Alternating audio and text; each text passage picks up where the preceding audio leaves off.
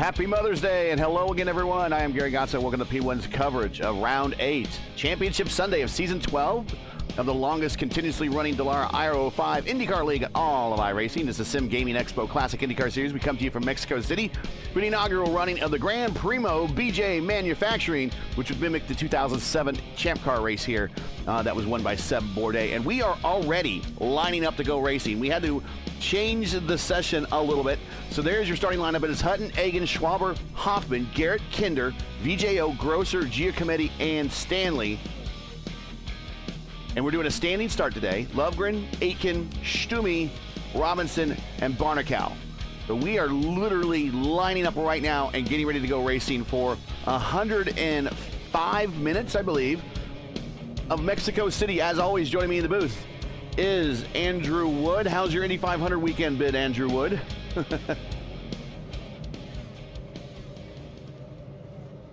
Oh, maybe he's not here. All right.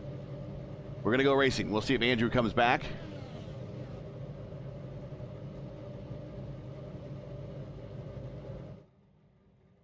As we are doing a standing start and a timed race today.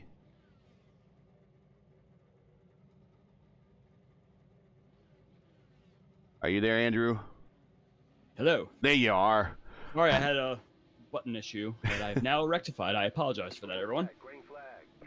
Green flag is out, and we are off with a standing start. I don't think these cars ever in real life saw a standing start, but we are doing one anyways. They've raced with standing starts here in the past. Down into turn one, Jared is going to lead. Our points leader is going to lead into turn one, and Jan Hoffman just sends it to the inside. We saw the cars fanned out 2-3 wide there, and it seems that everyone has managed to get through for the most part. Yeah, such a wide entry into that turn one region there. It gets very, very dicey.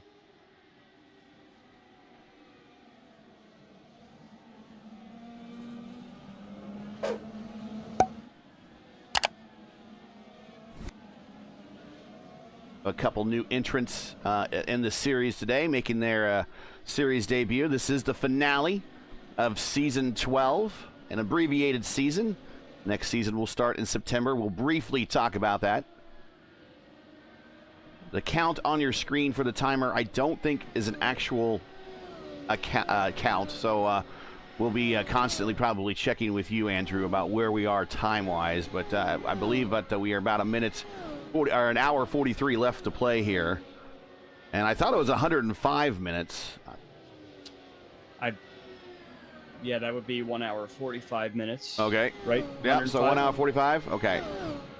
Math is not my forte, obviously. You were making me doubt myself for a second there, actually. I was trying to count in my head. I'm like, isn't that 1 hour 45? Yeah, but that's interesting. That I believe the session is going to, yeah, that's correct. The session itself, the race session, will be 1 hour 45 minutes, 105 minutes, as you said. That's a long one, Gary, compared to the very, very quick Willow Springs race that we had a couple weeks ago. Were you in the lineup for the Elite Racing League race here that we had 2 seasons ago? Yes, I was. Yes, so that was, finished, I believe, 5th. That was a 69-lap race. We expect somewhere in the neighborhood of almost 80 laps today. And that's a marathon. And as we've talked about with this track, Mexico City, very, very technical, very, very taxing. And a lot of the drivers that we spoke to after our last few road course races have definitely felt the physical exhaustion and exertion of dealing with a track like this one. So I imagine it will probably be much of the same for today. Oh, Johnny Garrett goes wide on exit on the main straight. Final turn on the main straight, turn 12. VJO takes a stab. There are going to be 3 of them. It's going to be Grosser and a Alex Zanardi livery honoring Alex Zanardi. We'll talk about that later today. And he allows his teammate Johnny Garrett to get on by as he kind of holds up VJO a little bit to allow Johnny to kind of sail off.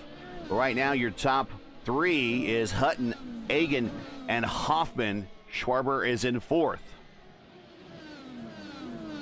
Yeah, and you were mentioning that we have some returning drivers, drivers that we haven't seen in a while. We haven't seen Schwabauer in about a season, a little over a season now. He did one race, I believe, in the 2025 into 26 season. But before that, he was a regular contender up front. So it's good to see Schwabauer back, and then of course Seb Kinder, that used to race full time in the series as well, and I believe he might have been in a couple of races earlier part of this season, but we haven't seen him since. So it's great to have him back as well. Button starts pulling away by 1.2 seconds. Let's give you the track map. Here you go. And this is what we're racing on today. So this is the Grand Prix historic circuit. It is 12 turns, and this is the closest configuration. We see Jan Hoffman getting challenged by Willie. This is the closest configuration that the Champ Car World Series ran on when they ran here back in the early 2000s. Under for IndyCar history, under the Undercart and the Champ Car World Series sanctioning bodies, IndyCar ran here 8 times, first in 1980 and 81, and again in the 2000s from 02 to 07. The series is raced here under 4 different mileage configurations in the 8 races, with the most recent being the 2.774 Pista 1 configuration, which was offered by the facility from 07 to 14. Today we'll be using, again, the 2.64 mile historic course on iRacing. None of the records I'm about to tell you, though, are applicable at all, because we're not really running on that same course, but the track record held by Will Power, I believe he got his 4th ever pole position here back in 2007 with a time of 1:24.5. And all-time wins leaders here. Seb Bourdais with 3. He dominated that period in the Champ Car World Series. Paul Tracy has 1. Justin Wilson has 1. Kenny Breck has 1. But I'm going to throw out a name that's going to surprise you, Andrew, about who is second all-time in wins here in IndyCar history, because he's not known for being really a road course racer. You might be able to take a guess. Go ahead, and if you guess right, we can talk about it. But if not, I'll give you the answer. Yeah, the only name that comes to mind, and maybe this is more Mexico-centric, I believe Mario Dominguez was good in this region. You're going to have to help me out, I believe. Rick Mears won 2 races here in the early kart days. That is I never would have had him on my radar. I would not. He's only won, I believe he's only won 4 or 5 road course races over his entire career, and 2 of them were here. I think he got one at Watkins Glen as well, and one at Laguna Seca. I'll have to look up his exact road course record, but he doesn't have very many wins on road courses, but he liked this place. While you were talking there, Gary, I was watching VJO and Robert Grosser have quite a battle going down the front straightaway through the first few corners. They rode side by side for several corners, but VJO has taken that spot and has even started to gap Grosser a little bit. And just as we said, Grosser now has Seb Kinder riding up towards the back. That was a bit of a love tap there. Seb had a really good run.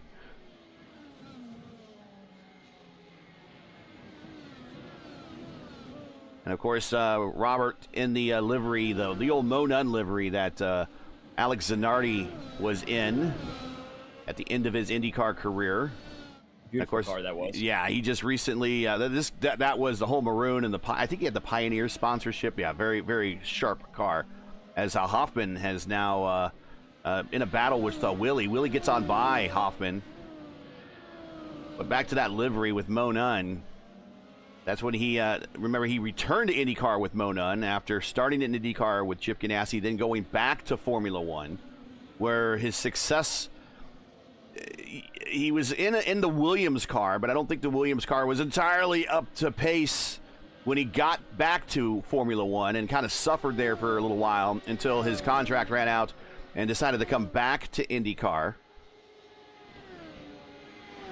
And it took him a while to find his IndyCar legs again, and I shouldn't have said that because he lost his legs. It found a while to get his IndyCar stride again, because he really struggled when he returned back to the cars. And unfortunately, when he started to do well again in the series, that is when, unfortunately, he had the incident that severed his legs at the Euro Ring of all weekends, the weekend after 9/11 in America. So on top of everything, watching in the news on 9/11, then, if you're an IndyCar fan, in the middle of the split, no less, we pop on the TV to find out that Alex is critically injured, and he clung to life. And the fact that he was still able to survive that and have another athletic career after this, it just tells you the type of person that Alex really was. He was not a quitter. And the fact that he was a champion in whatever he did also says a lot about his character as well. So Alex recently passed away, but a great driver. One of those drivers, as Grosher disappears now. So did he do a DC or is he back? He's now returned, but he returned off the course. So I wonder if he had a spin on top of that, perhaps. Alex is one of those, a handful of drivers that that popped in during the split, but never made an Indy 500 start. It was conceivable that if his career didn't get cut short due to the accident at Euro Ring, that possibly he might have made a return to the Indy 500. In fact, he was at the Speedway in 2013, and there was some talk about maybe getting him in a car with hand controls and everything, but it never really materialized.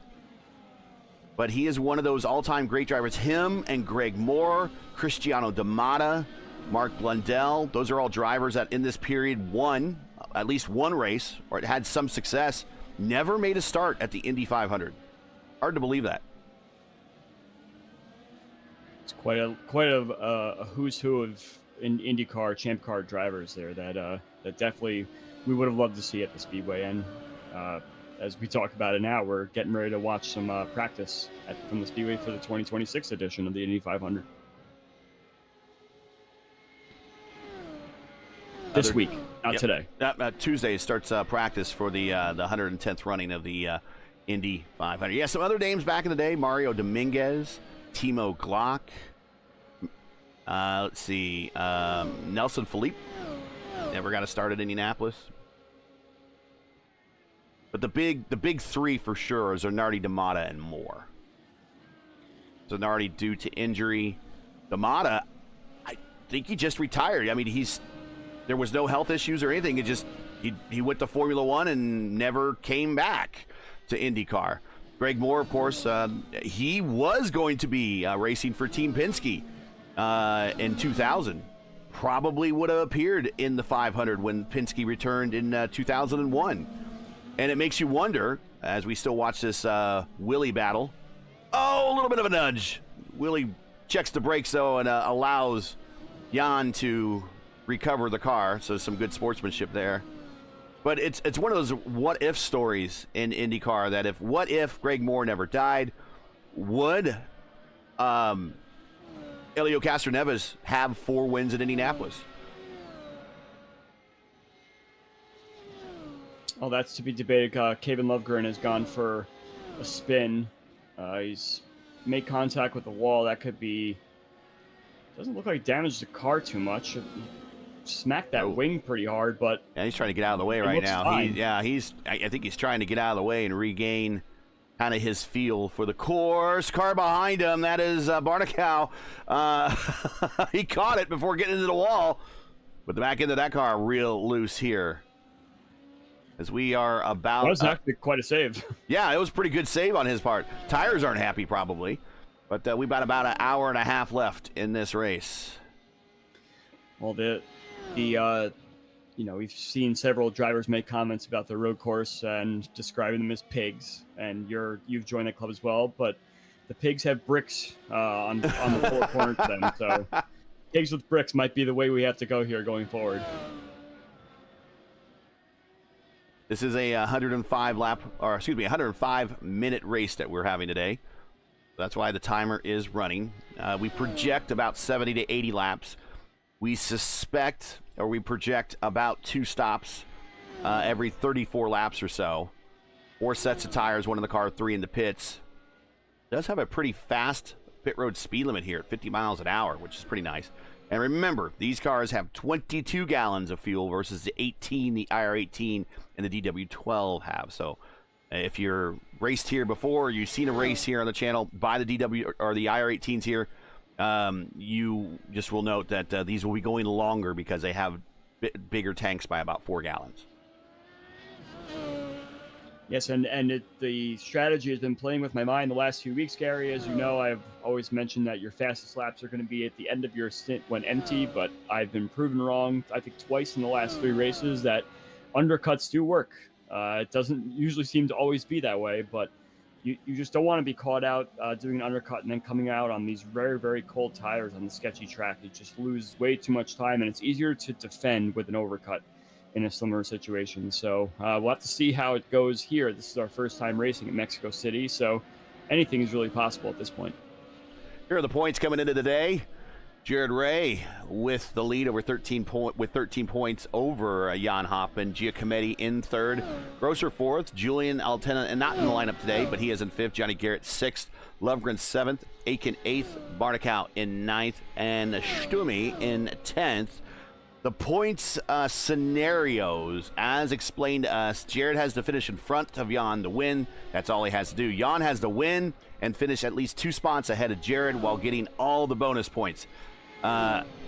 He's already not got the bonus points already for the pole position. I believe that, obviously, Jared won the pole, so Jared got the bonus points. So Jared has a 22-point lead, so a P5 or better is all he really needs to do is to clinch the championship. In the road title. So we got 4 different titles going on here. We have the overall driver championship, which we see there. Then we have the road title, which will probably go to Jared, who has a 22-point lead, and just a P5 or better would clinch him that title today. The team title right now is led by Vortex with 71 points. And if at least 2 cars take the green, the title goes to Vortex. So Vortex has clinched the team title already. And then they have a third championship here called the Master Class, and Robert leads Johnny here in that championship. That's Robert Grosser leads Johnny Garrett by 25 points. Both drivers missed at least 1 race, so no drop weeks to keep that in mind. Johnny has outscored Robert by 25 points. That's winning while Robert finishes 8 or worse.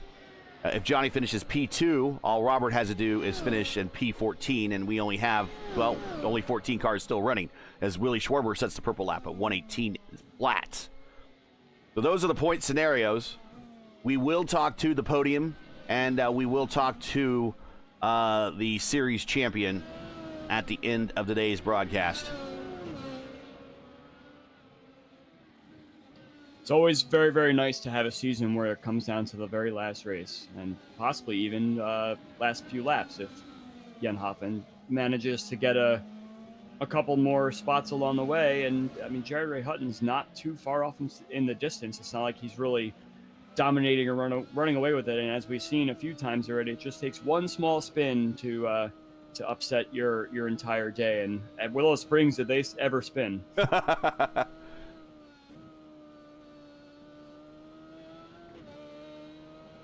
We ride with Jan Hoffman. We'll pop back to Willie. Here we go. And see the view as they bypass the baseball stadium. If you were watching on the channel earlier in the week, the Indy Next cars were on the oval here on Tuesday night. That was a bit of an interesting race.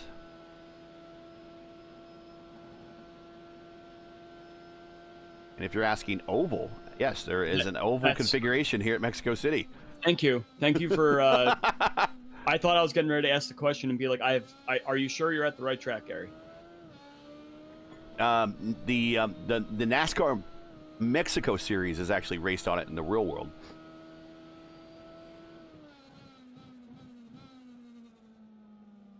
That's something I'm gonna have to look up, because I could see an oval being possible, but I never seen the actual fixins to make it an oval, such as where the track walls extend and don't extend.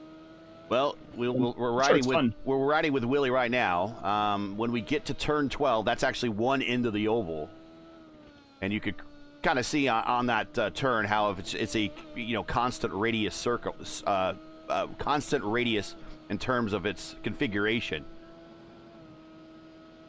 That's one end of the oval right here.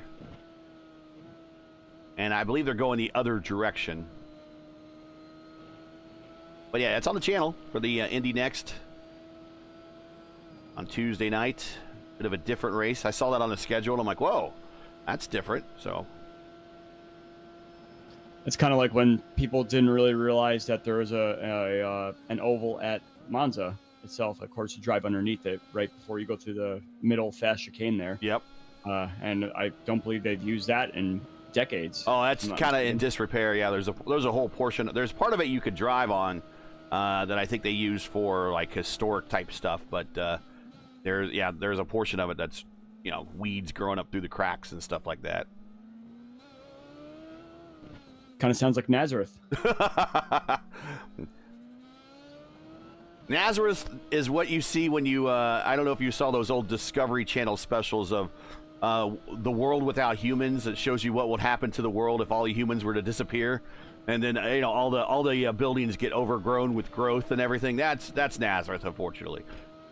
Yes, and then, you know, if it was next to a mall, they'd probably go over to the mall and do the same sort of prehistoric, right. Whatever happens to be growing inside there. Big run here by Willie.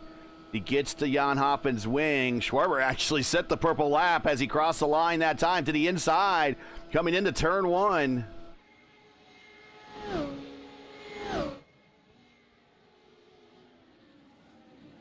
Still there. No push to pass in these cars. Was well defended by Hoffman there. And he just held his line, made himself predictable. They got straightened out. Willie will attack again. A little bit of a slight fade to the outside. This next set of corners, not the best place to pass.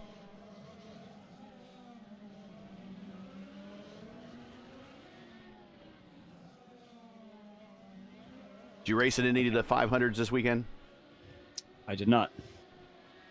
No fixed 500s. Are you going to do in the opens? Plan to, but we'll see. We'll see how the qualifying goes, because it's going to be a whole different beast this year with the hybrid and everything like that. So we're gonna see how we perform, how I perform in particular. It's just such a grueling situation, and needing to find and make time as we see Willie goes for it there. And he clears, so move Willie back to where he started this race from. He started third and now runs third. It pulls over for some reason. Did he cut the course?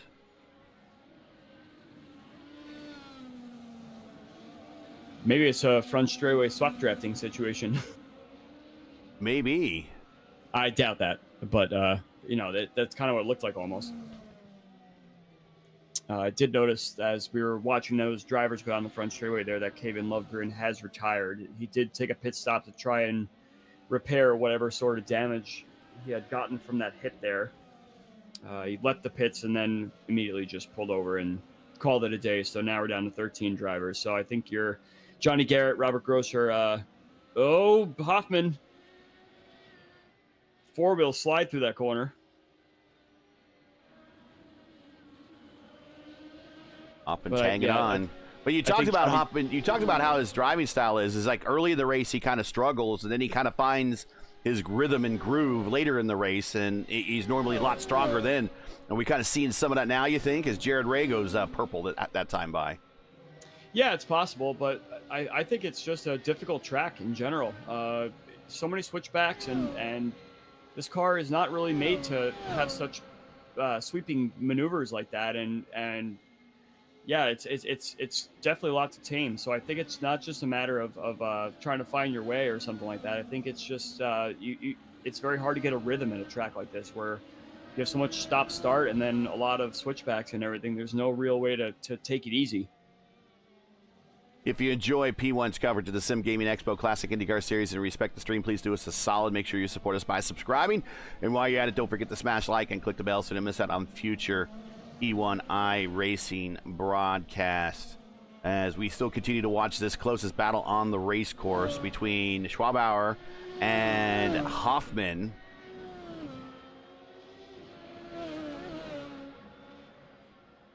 Bauer, a former winner here in the series. He'd like to add to that total today. He has a little bit of a road ahead of him in order to do that. He has Jared Ray, who is now pulled out by 6 seconds over Ethan Hagen. Both those drivers are very talented on the road courses, as Jared Ray goes purple again, now into the 117s. Just getting ready to stamp his authority in this championship should he continue this streak going here, as Hoffman continues to struggle, especially fighting the teammate of Hutton, Willie Schwabauer.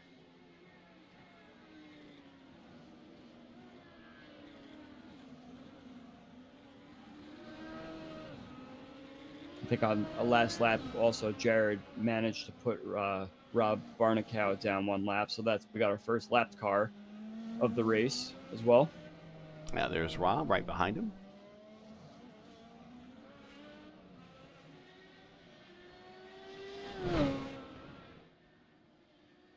And these two are definitely keeping Ethan Hagen within their sights. It's not like Hagen's as much faster than the two of them, so I'm sure Hoffman is trying his best to just break up this iconic Watson Racing trio that's up ahead.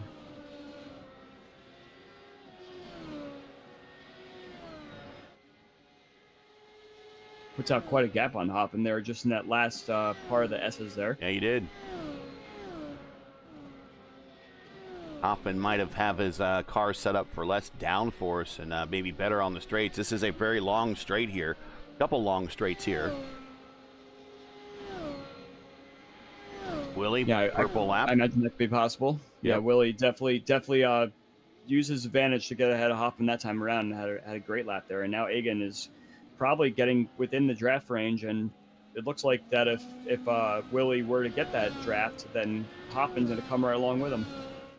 Lap traffic in front of Ethan as Rob Barnicow stays to the low side and slows down and let the leaders on by.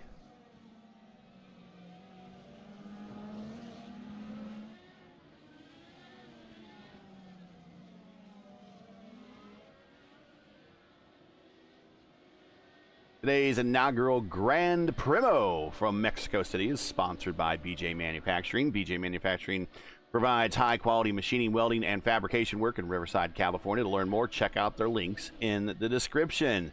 They've been sponsors for every single one of our races this season. I want to thank them for being a part of Season 12, the transition season. Next season for us will be Season 13. That will start in September. I believe it's going to start at St. Petersburg. And for more details, to learn more, to find the official announcement, when they officially announce the schedule and everything, just join the Classic IndyCar Series Discord server. You can learn more about the Classic IndyCar Series also in the iRacing forums, under the Dallara IO05 chassis forum there, and you can probably message one of the admins there as well and get an invite to the Discord server and everything to learn more about their next season. But their next season doesn't start till September. So a little bit of an off season coming up here with these guys.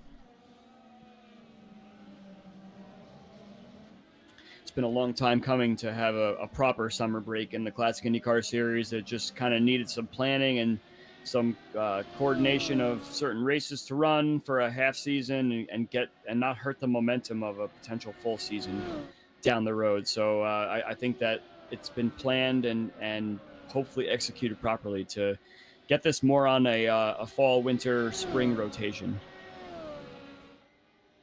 Rob Bauer on the outside of Ethan. Ethan kind of looks like he might have just let him go.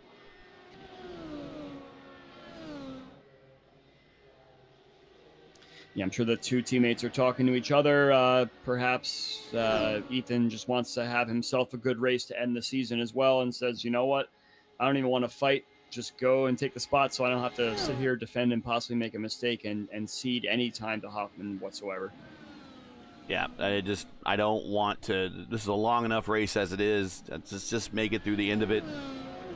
Again, the timer running. We are doing a timed race. We've done timed races before here in the past on the Classic IndyCar Series.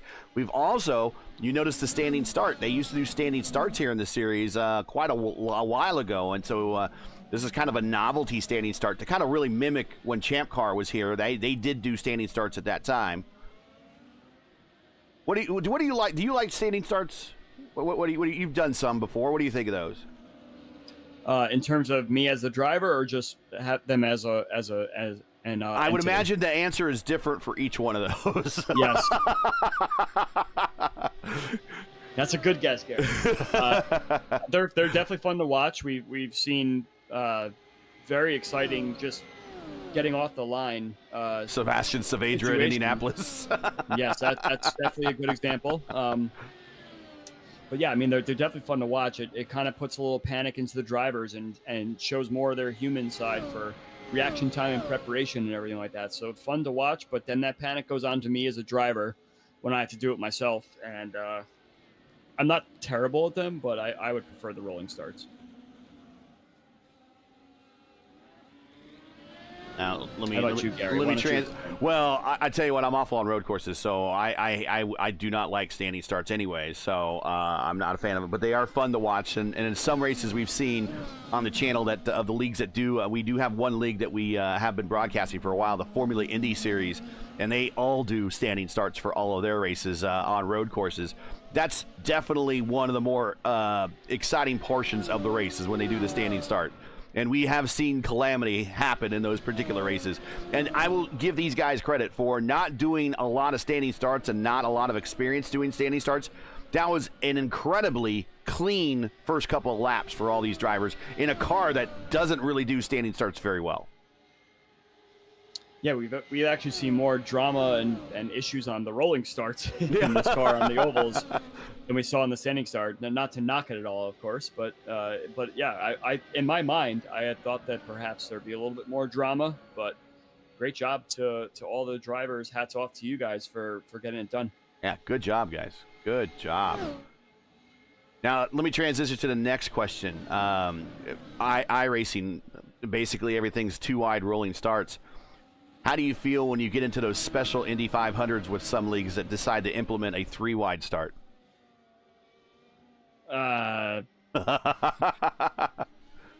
There's a right and a wrong answer here, so I'm gonna keep it to myself. Marshall Stanley's had an incident as well.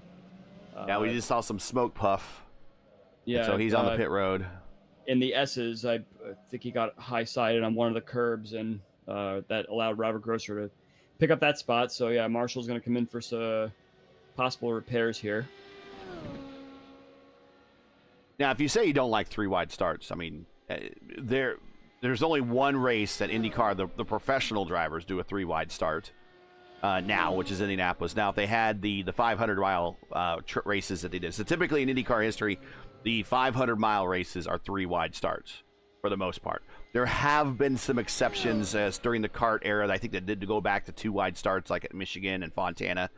But most of the IndyCar 500-mile races are 3-wide starts. I can't think of. There might have been an instance where they did a 2-wide at Michigan, but you know, I'd certainly during the Triple Crown era, I think everything was 3-wide, and that was the only time that those drivers did 3-wide starts.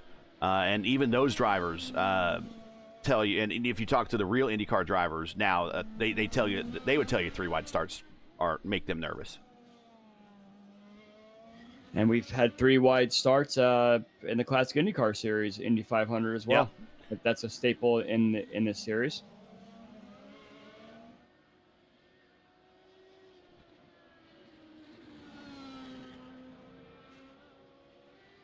Jared Ray Hutton looking to sew up a championship in his rookie season here in the Classic IndyCar Series. Much in the same vein as Alex Zanardi in 96.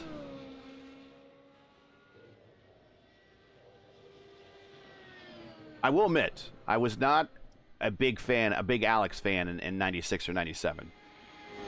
And I just saw him winning all those races, and he was an engaging personality, and I love the donuts and everything, but I think Alex, for me, I didn't appreciate Alex more until he left and then came back. And then at that point, I really appreciate him. And then we lost him again.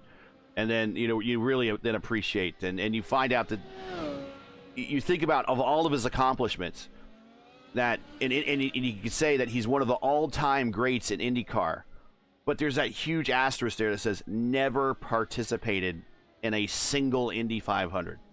Never tested there. Nothing. The only time he showed up there was a spectator and to ride the tour bus. The same thing that you and I can do, Andrew, when we go there. Tour bus. That's definitely an interesting way to put it for sure. But this just to break it off a second, this Egan and Jan Hoffman battle is really starting to get a little bit more tense. In my opinion, I think Ethan moved quite a few times going down to turn 3 there. Kind of defended, kind of weaved, and then took the line back. I don't think that made Hoffman very happy at all. It's gotten very close to him in that slow section there, and almost looked like he was going to try and do something about it. But this race is kind of just going in the wrong way for Hoffman here. It seems that he has the pace to probably run ahead of both Ethan and Willie, but is unable to really do much about it right now. So the pit stop is going to be very, very important for Hoffman to keep his championship hopes alive. Imagine in the last race of the year, let's say we were to finish like this, getting a top 5 and still losing the championship. We ride with Jan Hoffman. 2 wins this season. Winner at the opening race of the season at Michigan on the high banked oval, and then a couple of weeks ago in the desert at Willow Springs.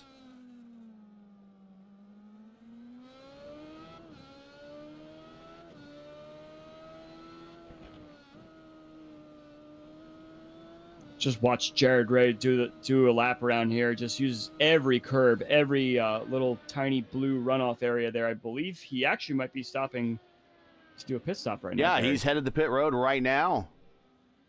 This would be scheduled stop for him. And again, if you're just joining us, this is a timed race. We're not really worried about lap count. But this is lap 28 of this stint for Jared. And we've just passed the 36-minute mark of the race, I believe, if I'm not mistaken. In that case, 105 minutes, that should be enough to do it on 2 stops.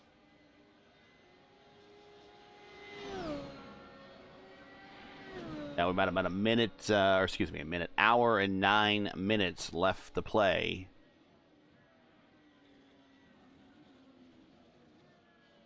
So we'll add time to the list of your deficiencies here, Gary. No math and no time.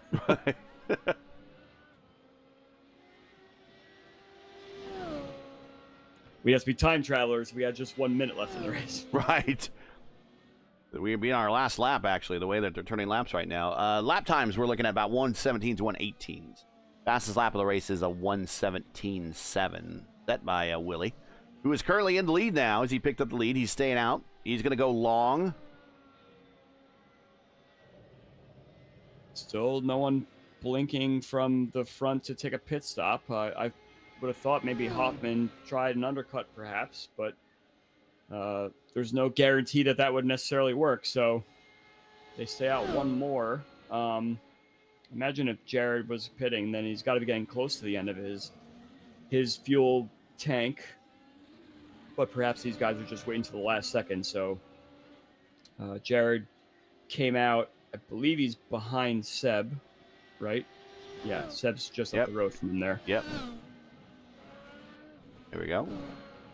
Someone in chat says the numbers for the drivers are mixed up in the standings. Schwabauer at 65. Ethan Egan is 20. Shows 97. Lovegren. Let's do this. Because what we did have before is they had an earlier session, and there was something wrong with the way the session was made, and we had to reload everything. And I have seen in the past. Sorry, we're gonna peek behind the mirror. We're gonna battle here. Egan. Wow, that got very, very close. That did. It really did. I'm convinced, Gary, that there's some tense action here. I don't think Hoffman is he's not driving very Jan Hoffman right now. I really do think that was all well and good until there was that weaving and maneuver down in turn 3 there. And ever since then, Hoffman's just been right up behind Ethan Hagan in the slow sections. He is definitely the faster car, but he's just not able to sneak his way by at the moment. Mexico City, let's see here. I'll just reload ATVO and we'll see. That resolves that, but that's probably what happened due to the restart of the session. It's a fair and good call out, though. Obviously, someone's paying very, very close attention to the standings tower, which is something we always appreciate here in the broadcast world.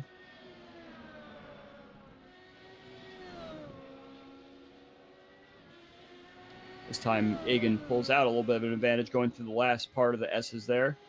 Let's see if anyone dives into the pits here. Egan with the 20. Yep. Hoffman with the 05. Do we got that? Can't really see on his car. It's going so fast. Yes. 05. Okay, so we got looks like we got that resolved. So yeah, that's a known issue with ATVO and restarting session, stuff like that. What I did is I needed to restart ATVO entirely instead of closing the overlay and restarting the overlay. You need to close ATVO entirely.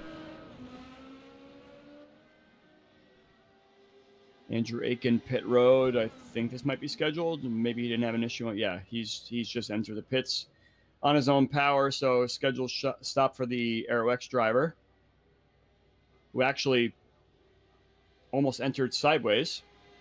Managed to get in. Luckily didn't get an unsafe entry penalty.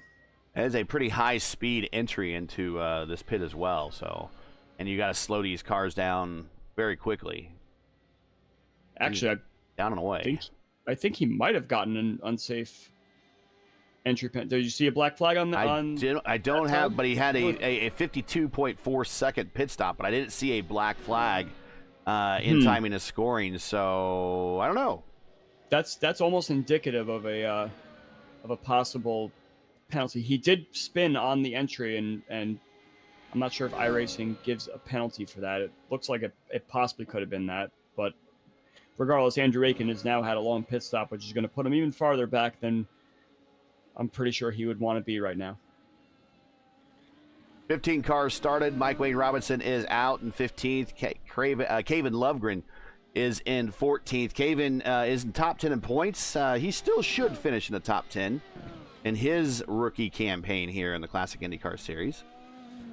Hopefully we see many of these drivers return again in September when we get to season 13 for the 2026-2027 portion of the campaign, which will wrap up in May. I think that's what it runs through. It goes from September to May, and we'll final race of the season, Tony George style at the Indianapolis Motor Speedway. Lucky 13.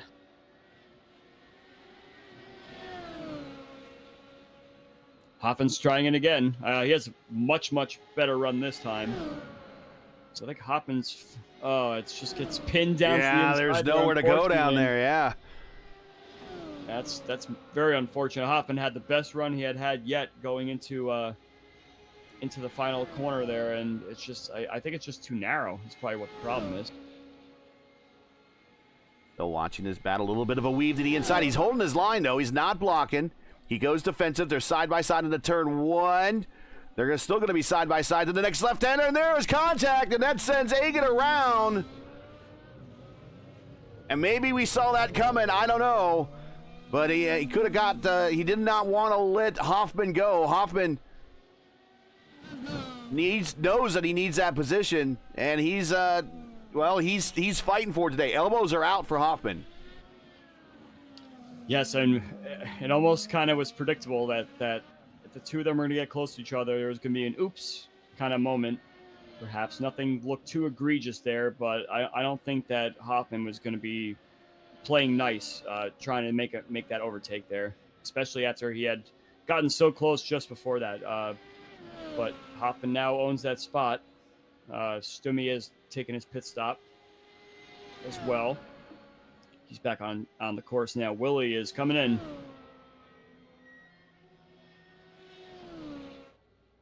Hoffman does another. Ethan also, it looks like he's coming in. Hoffman will Bringing try to Johnny lead a Garrett lap. with him. I think that's a bonus point if they lead a lap. So he's just trying to pick up points where he can here. I'm afraid not. Not No? in this series. Okay, I can't remember the bonus points. Just leading the most laps. And maybe perhaps Hoffman has the extra super big fuel tank in the car and will just lead the rest of the laps. Fuel tank plus, as they say. Fuel.exe. Yes, Seb Kinder in the pit road. I think this is the money lap, Gary. I think Grosser looks like he's setting up for some. Giacometti also seems to be slowing down. Yep, so it looks like we're calling lap 32 into 33 into 34, the pit stop exact delta time here. So Hutton definitely did the early side, but it seems like he wants to break this race into 3 equal parts, which is not really such a bad way to really consider doing your strategy. Yeah, and as you see the lap count projected, we're looking at about 82 laps right now at this point. We are at lap 34 of this race. I'll go back and give you the time here. We're right at an hour to go. Giacometti looking at a podium finish in the championship. Good on him. Here comes Jan Hoffman to pit road for his scheduled stop. That will turn the lead over to Jared Ray, who is about 20 seconds still behind. But he will get up to that battle here real quick and pass it, and then he'll build about a 10-second lead over Hoffman. But Willie is right there. Willie is not out of this battle. He has actually closed the gap.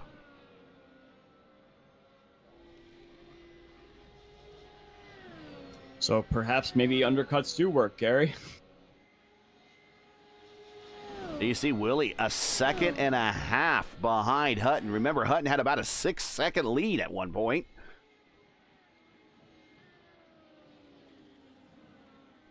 Yes, and Hoffman's not even really that far behind either. He sees both those iconic cars up in the distance, so... So, looking at the pit road deltas for all 3 drivers, Hutton was on the pit lane 31 seconds flat. Willie, 31.1. Jan, 29.5. So he was considerably faster on the lane, or in the lane, than the cars ahead of him. That's going to help him close that gap, obviously. Now, in the box, Hutton and Willie were identically in the box for 11.7 seconds. Jan, 10.5. So maybe is he short filling a little bit there or something? I mean, saving some time, and obviously it's working. Well, yeah, if you can go 45 minutes into the stint without needing to stop, and there's just an hour left, it might just be enough to short fill the car and get a little bit more straight line speed out of it compared to your competitors. I imagine everyone probably had a similar amount of fuel put on the car, but it is possible that Hoffman might just be trying to see what his car is like with a little bit lesser fuel tank, and then maybe do a little bit more in the fuel tank for the last run. If you can get closer and put some pressure on, then perhaps then that could be a strategy that'll work out. That may give Jared a little bit more stress. Top 3 are all in the picture right there. So a good round of pit stops by P2 and P3 to get closer to Jared Ray. Jared Ray obviously has had the pace in the race itself. He still is your second fastest car, but he's led pretty much every single lap today other than the ones he had to give up when he came to pit road. Willie right behind him is a teammate, even though he's not in a teammate-looking car. But he is a teammate, I believe, and he has set the purple lap earlier in the race with a 1:17.6.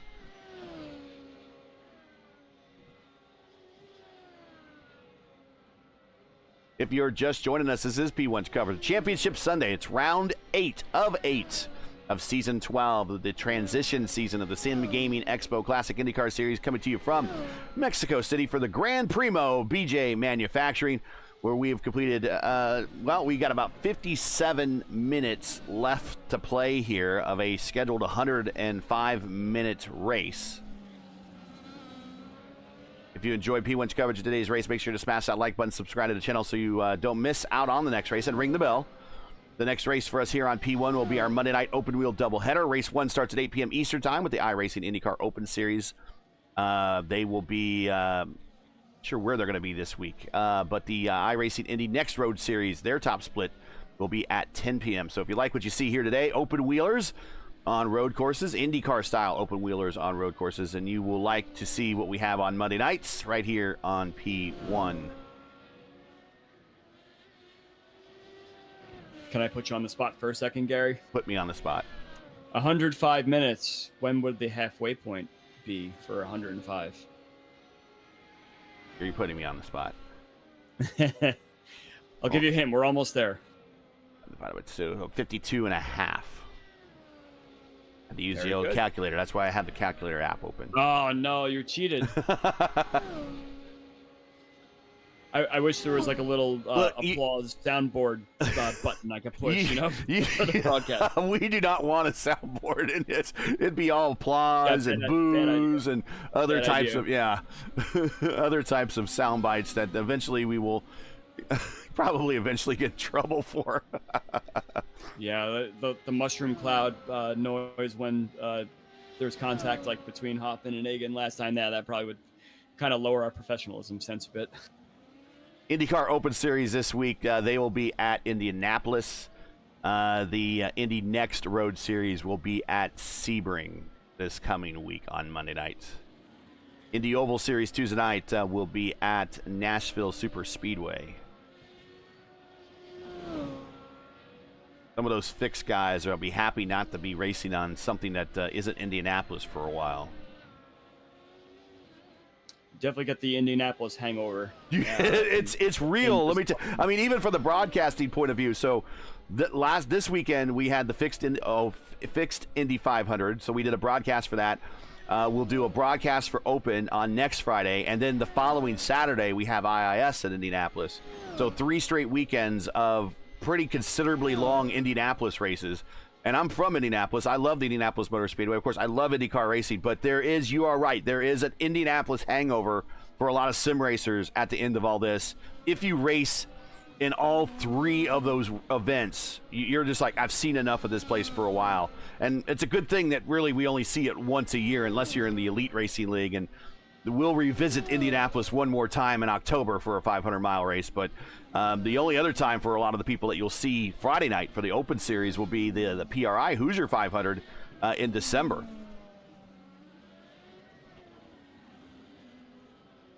I just double-checked my next time on P1 will be on Tuesday night for the Area 51 race. 51. Let's take a guess what track we're racing on Tuesday. Indianapolis. Ding, ding. There's the soundboard. So I'll be on the hangover train rather quickly here, I think. I will say that I'm looking forward to the Open Indy 500 with the open setups. And I think a lot of the community is as well, because they all universally agreed the fixed setup was not a good setup. And the racing was not good. It was not good at all. You're just going to channel your inner Alexander Rossi for the explanation, perhaps. Well, I'm not going to flip off Aaron Likens the next time I see him. Oh, yeah, true. We'll just talk about the comments that were made. Right. No, a lot of it I've kind of got from your teammate.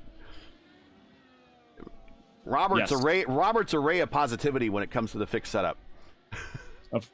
Of course, and he has a hand in helping out with that too. He does. So. That's Robert Malechka, who won the fixed race on Saturday and the fixed race on Friday night as well. I think that's just very much the one of the main reasons why the fixed 500 is just not really even something for me to waste my time with. For myself, I don't think I've done one Indy. Right in front of Ethan Egan, we had Stum spinning that I just happened to catch there. He is. Yeah, he's in the grass. That was great avoidance by Ethan Egan there. Yeah, we'll watch this here. That one. Yeah, he's trying to get out of the way. Remember the low torque on these cars, easy wheel spin. Let's see what happens. Does he just grab too much of the curb, or as it happens under acceleration? See, we get back to the area. He turns in. Oh, loose on entry. And Ethan does a pretty good job at just being very patiently, not locking up his tires, and then picks a line and gets around it. Same thing for Rob Barnicow. And there you see Stumey just spinning around. Johnny Garrett just had a moment there just a moment ago. So, yeah, I wonder if these shadows coming from the trees here from my view, it's really darkening a lot of the lines there, and perhaps it's throwing these drivers off as these sight lines continue to change. It's very, very, very long shadows for just a later afternoon race. Marshall Stanley on pit road with the meatball flag. Not sure what happened to him, but he's been there for a little bit. Yeah, I think that comes from the incident in that same corner that we were just talking about there from earlier in the race. He's been on pit road for several laps now. I think he's called it quits. He drove there under his own power, but I think that was just kind of the end of the road for Marshall. So now 8 cars on the lead lap. Giacometti is the first car 1 lap down. Again, he's trying to finish 3rd in the championship to make one of his more successful campaigns here in the Classic IndyCar Series, and he sits between our leader and P2, Willie Schwabauer. Kind of lost at how Johnny Garrett's lost so much time. I believe he was ahead of Robert Groscher before the pit stops. I could be wrong about that. I might be getting him confused with VJO, who, by the way, is having another really, really nice day. There is VJO in the green, black, and white car. He is currently in 6th.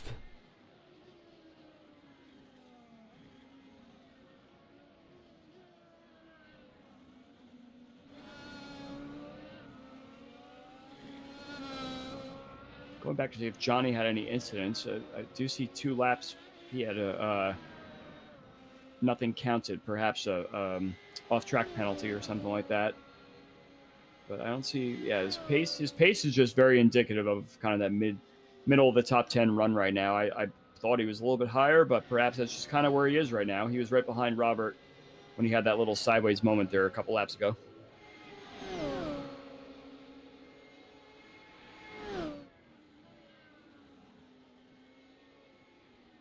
And Giacometti ducks to the inside and allows Willie on by.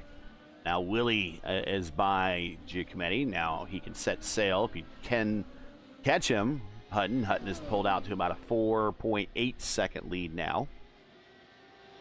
And 7.8 to Hoffman. And that's for 43 laps of this race so far. That's not really a large gap back to Jan Hoffman. That's easily attainable with just one small mistake. Jan popping those corners right now.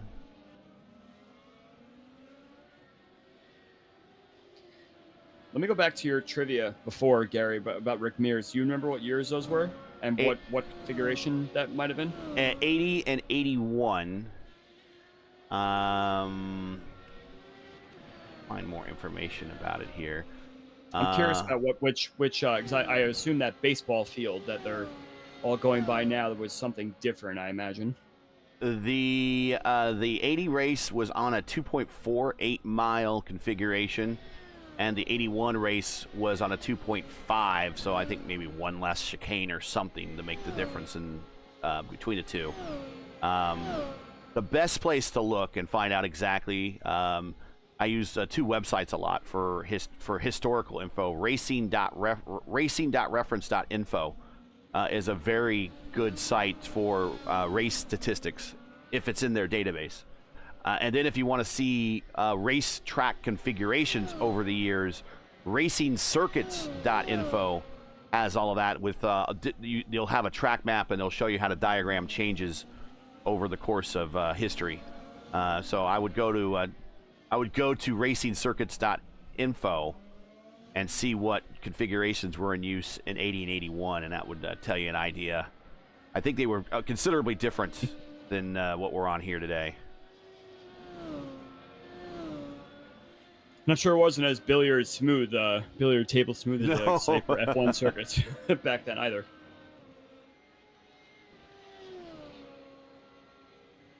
And there are rumors that IndyCar, with the hoping of a Pato Award helping out, might return to Mexico City on this course, and if that'll be a welcome addition to the schedule. I kind of missed that Monterey track.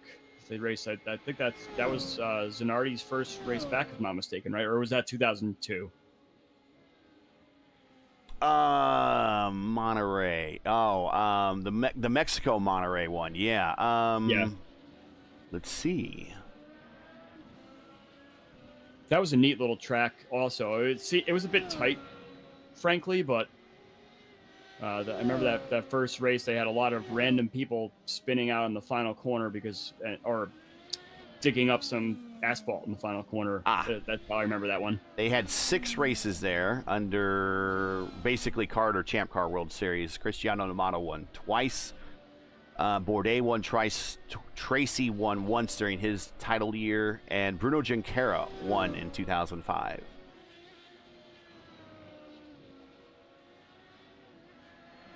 Right now, we're watching Jan Hoffman.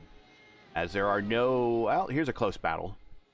Yanni Garrett and Robert Grosser, teammates with the Vortex squad, both honoring Alex Zanardi, either with the paint job or Johnny, he caught it. I guess this is one thing I didn't know. I just recently learned. I never really knew that Zanardi's nickname was Pineapple. No, I didn't know that one either. Which then segues to a really good question. I mean, being that he's Italian, so does it then make it acceptable to have pineapple on a pizza? Don't get me in trouble again. I love pineapple on pizza. I don't think it's that bad. Feel free to have all the nasty comments. I don't think it's that bad. I'll be honest with you. I'm right there with you. It's just so it doesn't go well in terms of taste. You know, the cheese is very melty and pineapple's got a little juice to it, so it just kind of adds a little bit to the experience. I wouldn't say it tastes great, but texture-wise, it's got something to it, I think.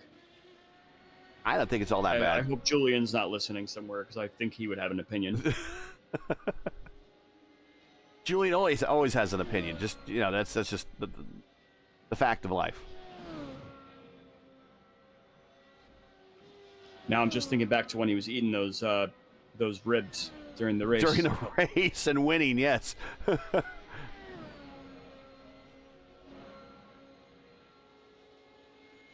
Season 12 of the Classic IndyCar Series is brought to you by the Sim Gaming Expo. Get ready for the ultimate simulation gaming experience. The Sim Gaming Expo is bringing all genres of simulation and gaming technology under one roof again. Join us September 18th through the 20th in Chicagoland. Schaumburg Convention Center there to try out the latest gear from all the biggest brands in the industry. Meet your favorite streamers. Celebrate your passion for simulation with our incredible community. Don't miss out. To learn more, get your tickets now. They are on sale. Go to simgamingexpo.com and be a part of simulation gaming history once again today.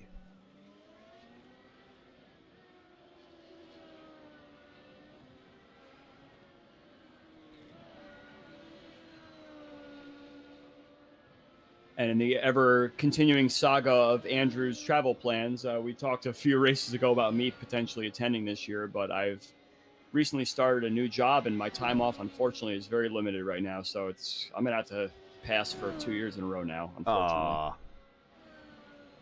Now, bring your laptop and everything. You can work from the hotel room. That's not a bad idea. Maybe I'll consider that. Shout out to my coworkers. I actually am working today, but I was granted a long lunch period today in order to join you all here and join the season finale in Mexico City. So shout out to my manager, who isn't watching, but granting me the opportunity to be here with Gary today. He has a 105-minute window that he has. I embellished the time I needed off. I said it was probably going to be more like an hour and a half, so hopefully I don't get myself into too much trouble here.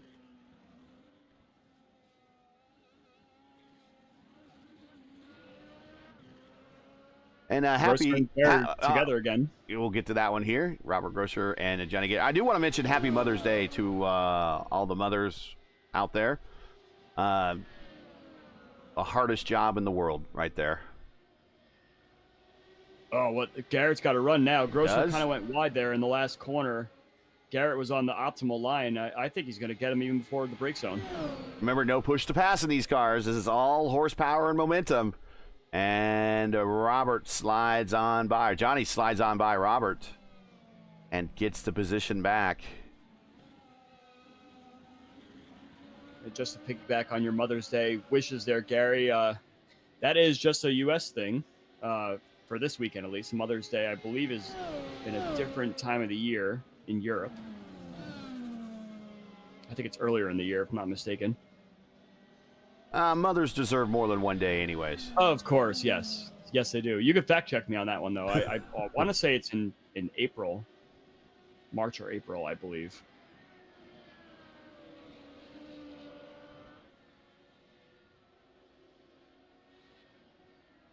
That battle starts to separate a little bit. Your biggest gainers right now, Stumi up 3, Barnacow up 3.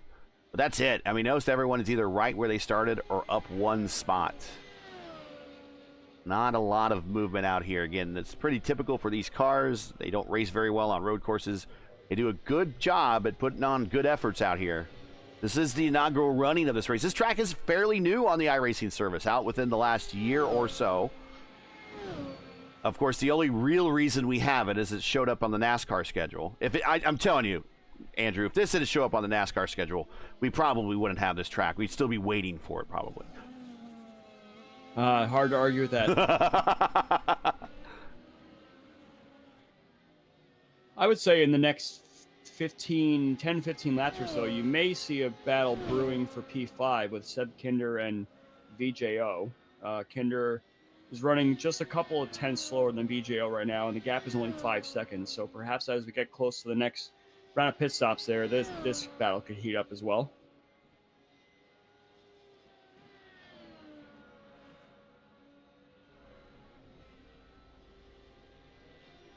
Jared has extended his lead a little bit as well in recent laps. So Willie and Yan have gone into cruise mode for the time being. See what happens. I believe Jared's going to be pitting shortly here, as I believe he's on, 26, 27 laps now? He is 22 laps into this current stint. He went 27 the last time, so about another 5 laps. We'll see him come in to make that second and final stop of the day and of the year, or of the season, for Jared Ray. Tries to walk out of here with the Classic IndyCar Series Champions Cup and add himself to a long list of former champions here. Former champions of the league include Robert Grosher, 3-time champion. Henry Bennett, one of your teammates, he's a former champion here. Matt Cook, he's a former champion here. He and I share a birthday. Yet to ever meet the guy, but I can already tell he's a good guy if we share a birthday. Of course. LaVille, 2-time champion. Another teammate of yours, Chin, 2-time champion. And Cameron Dance, Thomas Mustanen last season. So Hutton will join that list of names if he gets the championship today. And we move on to season 13. And I know there's some people superstitious out there, but to quote Tom Hanks in Apollo 13, Maryland is the number that comes after 12. There we go. It wasn't an easy road for Jared in this championship either, as some folks may remember. His first 2 races were DNFs. Well, actually, I think the first race was just the DNF, and the second one, I believe he had fallen a lap down, just getting used to the car, and then he won in his 3rd race, if I'm not mistaken, 3rd or 4th race, so immediately turned his misfortune into some sort of success, which propelled him to take the championship lead mid-season or so, and then not look back. Now, here's the schedule of the season. Obviously, this is the completed schedule. We started off at Michigan, New Hampshire, Montreal, and Portland, Vegas, Homestead, Willow Springs, and wrapping up here at Mexico City. So you see oval, road course, oval, road course. So 4 roads, 4 ovals. Kind of split the season up there a little bit. And we started off the season, as we mentioned, with Jan Hoffman breaking a long dry spell. With a win at Michigan. Julian Altena gets his first win in the Classic IndyCar Series at New Hampshire. And then Jared Ray goes on a 2-race streak at Montreal and at Portland, winning both of those. Logan Simmons not in the lineup today. Won at Las Vegas. And then Julian won again, his second career win at Homestead. And then Jan Hoffman got another win this season at Willow Springs 2 weeks ago.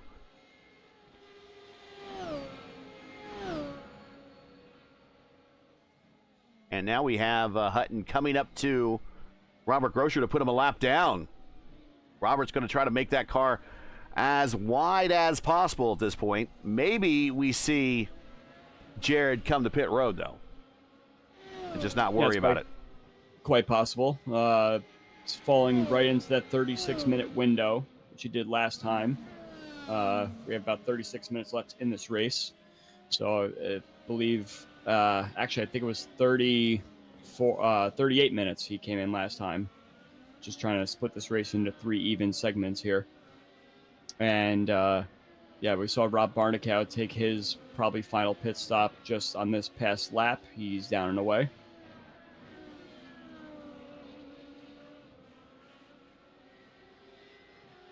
Taking full advantage of the liberal runoff areas here, Jared is. Yeah, he's definitely using every inch of the racetrack. He's been using every inch of the racetrack for most of this Grand Prix, actually. Grand Primo, yes. I wish LGN was here. He could say the name of this course. I just call it Mexico City, and he could say it with all the Latin flair that I cannot say it. So, the Autodromo Hermanos Rodriguez. You're right, and he says it with the rolling R's and everything that sounds like, all of the Latin flair. Trust me, and it's just I can't do it. I just don't do it any justice. I gave it my best shot.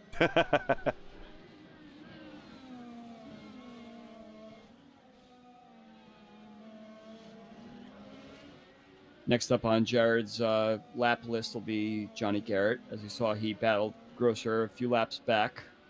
And Garrett's about... he might be pitting soon. About 5 seconds up the road. I don't know if he'll... Yeah, you're right. I don't think you'll get to him here before he decides to come to pit road.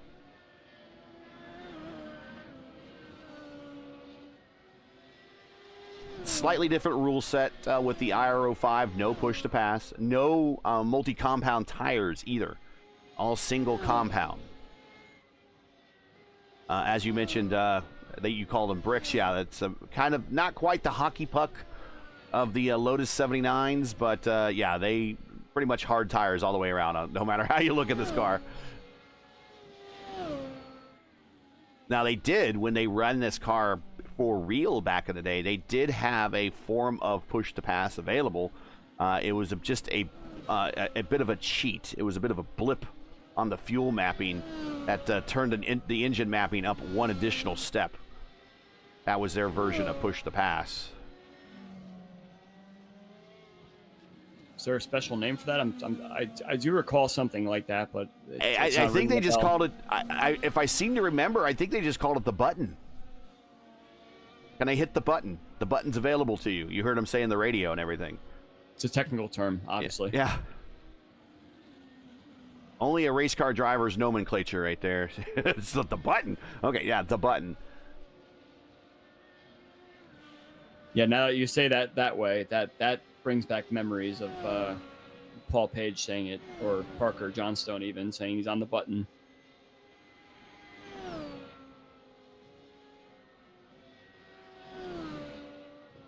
Jared stays out another one, so yeah, he's going to be starting lap 29 of his stint now, I believe. This is, he's staying out long, so he's going to wait for that tank to go completely dry and short fill. Well, actually, I guess if it's not completely dry, he could short fill it if he wanted to stop now, but he's feeling good. It's going to stay on out. But you mentioned Hoffman, yep. Also staying out. Hoffman staying out, yep. You mentioned Parker Johnstone won the pole at the 94 Michigan 500, if I remember right. Who is your favorite driver analyst that was for IndyCar racing? Do you remember? Well, I'll have to think about that one. That's a good question. There's been quite a few. Quite good a few ones, of them, sure. yes. Remember, Tom Sneva had a lot of corny jokes. But I think a lot of that had to do because he's also a school teacher. I think that Bobby Unser was always very funny, especially when Sam Posey was in the booth too, because him and Sam would say something and Bobby's like, no, you're completely wrong, and here's why. I mean, you really can't get anyone better than Paul Page. Just well, he's general, your play-by-play. He's not your driver expert. Yeah. You want to? Okay, you wanted the driver expert. The me of the you. Yeah. I can't classify myself anywhere near Paul Page. He's the pro and the benchmark. He is the blueprint. Although some people argue Will Buxton's not doing a bad job, and hang on, my mind's escaping me right now. The guy that did on NBC before did a really good job. For a lot of people remember him because a lot of them broke into the sport listening to Lee Diffie. They listened to him, but for me, my soundtrack is more Paul Page and Bob Jenkins.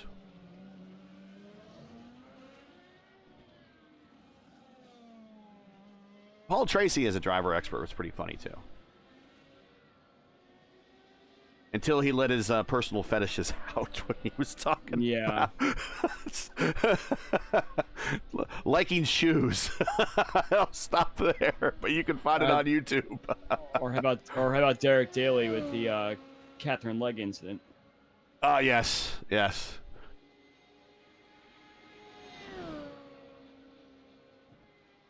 Now during the split era, Derek Daly was pretty good. He was pretty good. I give him some credence there, some bona fides. Now during the split era, Bob Varsha did a lot of play-by-play. He did a pretty good job.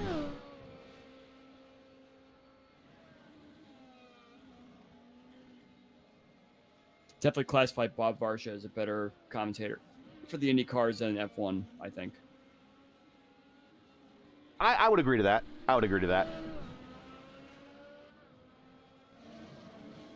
I do remember hearing Varsha and Hobbs and Matchett doing the American feeds of the Formula One races.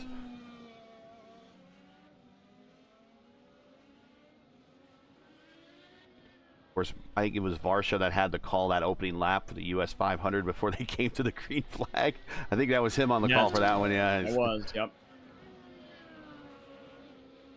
Talk about three wide starts gone wrong.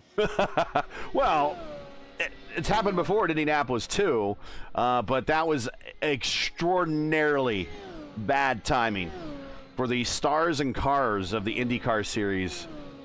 The better teams, the better drivers, and the better cars that for that weekend's race that they advertised themselves at to make a wreck on the first, not even coming to the green, not even at the green. At their big race to challenge Indy 500 was extraordinarily bad timing. And we are at the anniversary of that race coming up this May. We are at that 30-year window now. So every 10 years, the Indianapolis Motor Speedway likes to celebrate every 10 years the races. So you'll hear him talking about the 16 race. It's hard to believe Rossi won 10 years ago. And then, of course, the Sam Hornish race in 06, where he won at the line over Marco. And then 96 with Buddy in that split weekend race they had there. And then 86, if you want. Did you see the special with Ray Hall on Fox Sports 1? I did not. And that was my very first Indy 500. And so that's 40 years ago. Wow. And then 50 years ago with Johnny Rutherford and his second ever Indy 500 on the shortest Indy 500 ever. Shortened right at 105 laps, I think, just past the halfway point. There was a period from like 73 to 76 where the 500s were very bad, whether they were races filled with a lot of controversy or weather or ended short or ended early.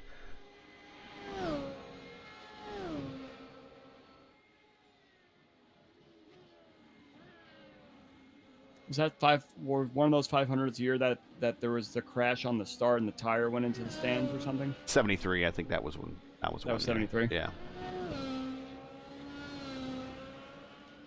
my father, not really such a huge racing fan himself, he can point that race out. There was an Indy 500 that happened, and he says it was somewhere in the 70s.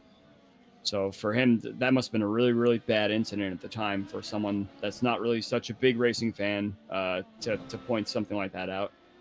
I think that is the last 500, the 1973 Indy 500. I'll just YouTube it or wiki it here real quick as we watch Willie here.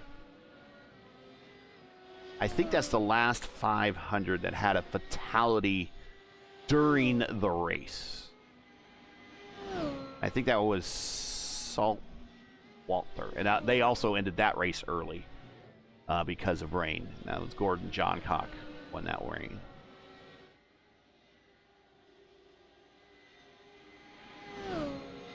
And my dad was at that race, and he remembers it as well as, yeah, just being a very tragic race. And the fact that it ended early was, yeah, Salt Walter was critically injured, as well as numerous spectators because they were still using, I believe, real fuel, real gasoline at the time, and it sprayed into the crowd. Now the fuel cells with these cars kind of prevent that from happening. Although it still doesn't prevent tires from going into the stands. See the Indy 500 and what was it? 2024 Rosenquist and Kirkwood incident in turn 2, and that tire went over the fence and hit a car in the parking lot. And the Speedway ended up buying the person whose car got damaged a new car. That was a great story. But Willie is your leader because the leader did come to pit road, Jared Ray. He is now 4 laps into his stint. But his final stop for his campaign is done. Giacometti just did his last pit stop of the race. I believe VJO also was in previous lap. So wrapping up our final pit stops of the season, as you were mentioning before.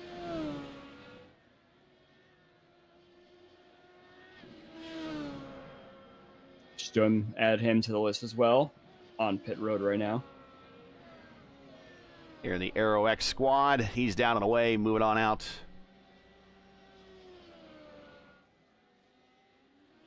But Schwabauer is going to lead some laps here, get some extra TV time there in the 65. Jan Hoffman right behind him. And it doesn't look like this is going to necessarily be Jan's day, but he's looking at a podium finish. But a good campaign for him to kind of build off of and get into the next season. So the next season is scheduled to tentatively start in September.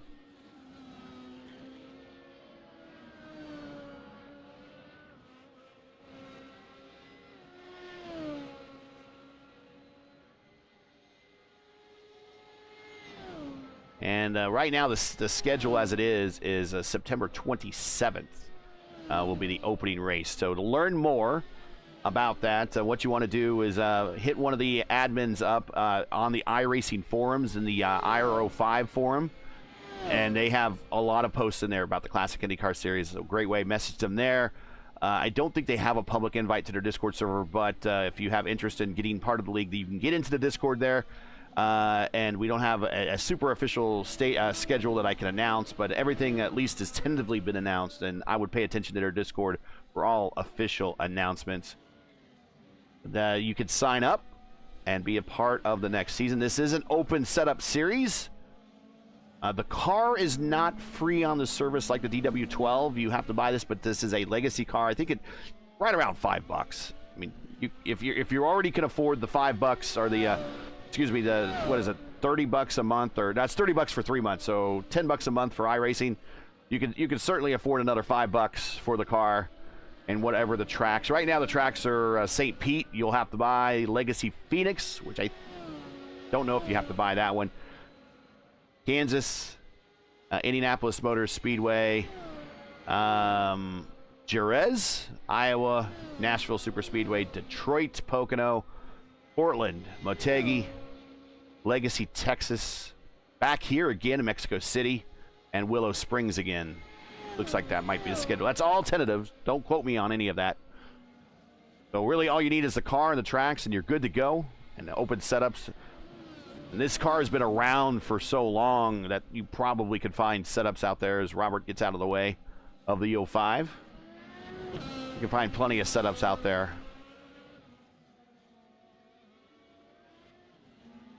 Willie, he is now 30 laps into his stint. He went 33 last time. So I'd imagine he's just going to go to the end for his final stop. Gian, 29, he's in the same boat. He went 34 last time, so he's about another 5 laps away from making pit road himself. And then, of course, there's still about 21 minutes left in this race, so definitely can't go to the end without stopping once more, as we saw multiple drivers do already. So any lap now, we should probably be seeing Willie make his way down pit road.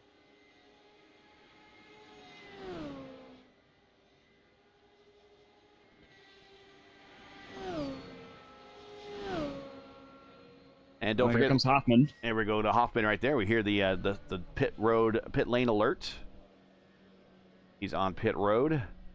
Later this week, 9 p.m. Eastern, this Friday, will be time slot 1, top qualifier split of the Open Indy 500 right here on P1, simulcasted on also the iRacing channel,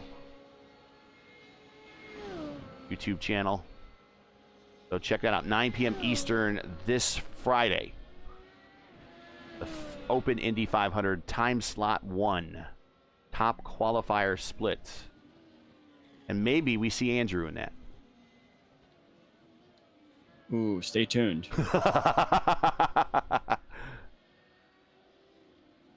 So how many laps you think combined has Power Slide turned for practice for the Open Indy 500? Can you take a guess? Rough ballpark it. Ballpark it. You don't have to give me exacts. I'm not seeking exacts. Ballpark it.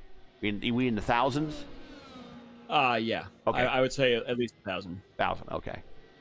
And that's, you can rack up those laps combined really quickly for the race testing that we've all done together as well. Once you put a few of us on the track and run about 10 laps, maybe 5 or 6 times, that's automatically over 200 right there. Whew. What's your driver count now? I don't know, actually. There's some drivers that are going to participate. Others are just going to test and see how it goes. And I would think that there's maybe 7. Okay, that sounds about right. Basically had the first, 10 spots for the most part in the PRI Hoosier 500?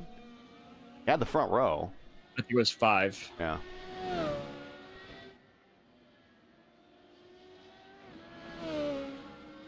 But yeah, we don't want to run into a situation, obviously, where we have a setup like that fixed race where not a lot of action can take place. So a lot of brain power is being put into having a successful go-around this time.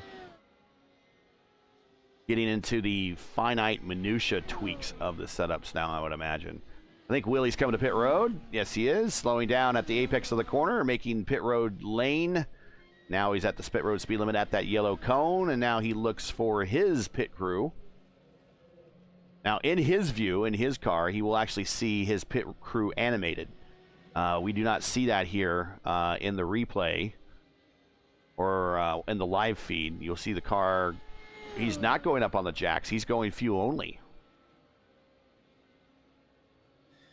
Now, I wonder, some of these tracks like Suzuka and other places, you have the non-live pit crew, I believe. I think Mexico City might be one of them. Okay. I think the tracks that have like the garage-looking things, I think those tend to be, if you know what I'm talking about. Yes. Or the Formula One style courses, yeah. So like at the Brickyard, your crew would be animated for IndyCar. I wish we could see that. I actually wish we could see that in the broadcast feed. That would be really cool. I mean, my video card could handle it, but I think the average person's video card probably could not. Yeah, well, we love those tracks that don't have the virtual pit crew, because if you have front wing damage, it fixes your front wing repair during your pit stop. It's kind of like a little hack. I seem to remember when I damaged my wing at Phillip Island a couple seasons back, didn't have an extended pit stop just because of the fact that Oh, okay. the front wing got repaired at the same time as my stop. So yeah, Phillip Island is definitely one of those tracks that doesn't have the animated. Schwabauer, by making a short pit for fuel only, is only 2.2 seconds behind Hutton, but Hutton decided to do a full stop, just judging by the time in the box. Hutton at 10.3, Schwabauer at 7 flat. So it looks like Jared decided to go with new tires. And what we do know about these cars is these tires are hockey pucks, but worn tires are still worn tires, and I don't know if Schwabauer is going to be able to get up to Jared and challenge him, but he at least did a quicker stop to maintain second. Hoffman did, I think, the same thing. He was only in the box for 7.9, so he gained a little ground as well. I think Hutton played. I think it was a safe call to go with 4 new tires on a full tank of gas on the final stop. If you could do it, go ahead and do it. It was probably a safe call. I still think we have to get Robert Grosser's last pit stop in. I think he's the only car left that hasn't pitted. He's done. He is on his out lap right now. Okay, so he was on the pits last time around.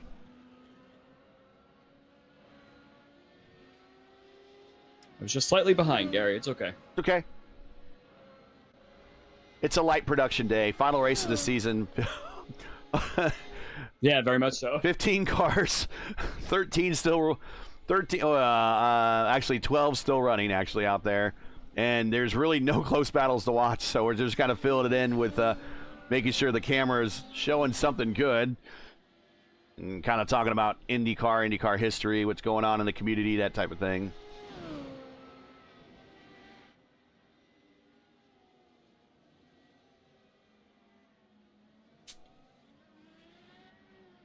Still a good day for the Vortex team. We got Jan Hoffman on the podium, and then Robert Grosser with the up 1 spot to P7. So a good day at the office for that team.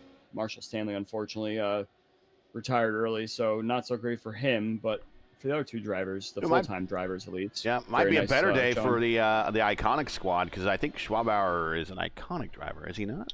Yes, he is. And of course, can't forget Johnny Garrett on Vortex either. 1 spot ahead of Robert. I knew I was missing someone.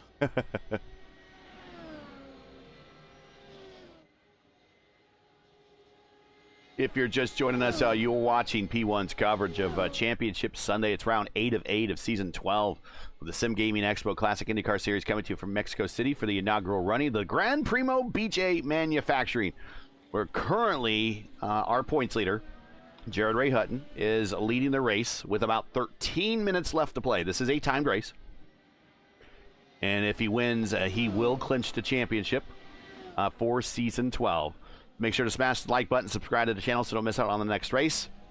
The next race for the Classic IndyCar Series will be their Season 13 opener, tentatively scheduled for September 27th at St. Petersburg for the inaugural running of the Classic IndyCar Series St. Pete Grand Prix. Coverage, at least on the schedule in the Sim Racer Hub, says we'll start at 2 p.m. Eastern Time on the 27th. To learn more or to sign up, head on over to the Classic IndyCar Series Discord server, or which I believe you can get an invite for over in... Oh, Schwabauer in the wall! And he toes. Ooh. That is a hard hit, and what happened? Twitch of death. Twitch of death. Watch this again. Yeah, and now we have to wonder about those tires. Was not taking tires the right choice? And, well, he grabbed a lot of curb there, too. So that, I don't know if that got the car upset. I mean, there's not much ground clearance there. And Schwabauer is done. He toes. So that will bring Jan Hoffman up to second, but I don't think it's going to be enough for Hoffman to eclipse Jared Ray. You can hear the points coming into today. Yes, and of course you always have to wonder and look back at what race could I have gotten maybe a couple more points on if I did something a little bit differently when you're in these scenarios. Man, I'm just one spot away from making this interesting. And again, the safe call seems to be putting on new tires. And that's exactly what Jared Ray did on his last stop. Conservatively, they put on a new set of tires. Maybe that was what we just saw. To learn more about the next season of the Classic IndyCar Series, you can hit the admins up on the iRacing forums in the Dallara IRO5 sub-forum there. Message one of the... you can also sign up for the league if you just type in Classic IndyCar Series in when you look do searching for private leagues. And there might be a link to their Discord there. I don't think they have a public link that I could give out. But there are still ways for anybody to sign up.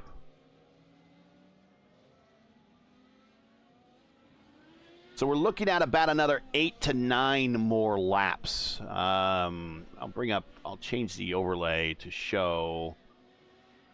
It's calculating 10 to go. It's calculating, about 72. We're at lap 72 of 81-ish, which it's projecting right now. But the time is the key number here. Timed race, we did a standing start today. First standing start we've done in a while here in the Classic IndyCar Series. Timed race, first timed race we've had in a while here in the Classic IndyCar Series. Replaying all of the hits today, Andrew. Yes, and I'm trying to remember if the white flag comes out when time expires, or if they. I think the white flag comes out when the timer is out. I don't remember. I think the white flag comes out if when it calculates that the time is going to expire during the lap that you're getting ready to take. I think we'll see. Yeah, I'm not really sure. The system really has to be pretty smart to recognize what a full lap time is and what a, right. Obviously if the driver spins or something like that, coming to the checkered flag, that might upset the algorithm a bit. I don't know. We don't learn together this here. is interesting. We don't do very many timed races here, IndyCar races here on the channel. We've done some time races. Barnacow having an issue right in front of the leader. He just pulls over and lets the leader on by. We've had a old sports car series that did timed races, and then we did the ISRA, which had timed races for their stock cars on road courses. And I think they did a timed race for their Lotus 79s. I'm trying to remember. There was some issue in real life. What it was may have been like the Roar or something like that they got 2 white flags or something like that. Did you remember any story like this recently? Vaguely. I think there were 2 white flags that waved during some timed sports car event. I think it was this past year actually, and I remember seeing all the social media outrage about, white flag means white flag. You can't say white flag and then take it back, because I think the problem was that the timer was still going, so the timing and scoring was going to get messed up because they crossed literally with like the amount of time left in the lap or something like that. I don't remember the exact situation, but I remember the driver and the team being quite upset about it. So when the white flag is flown, you will see it up here in our timing and scoring tree, and then when the checkered's thrown, you will see it. So we will definitely 100% go off what the what timing and scoring is going to give us. Give me a second, Gary. I'm going to look this up now, because now now it's like curiosity has me.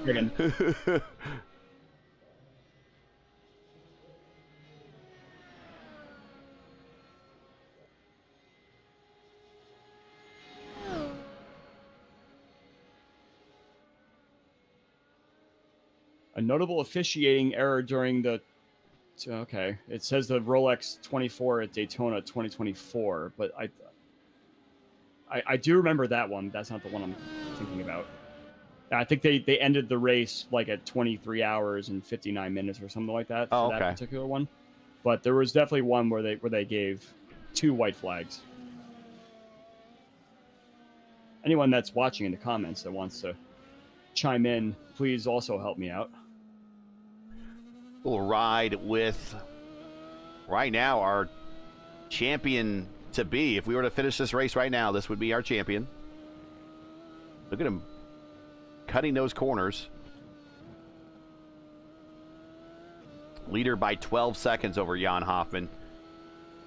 Ethan Agan and Seb Kinder, your top 4. That's the only cars on the lead lap.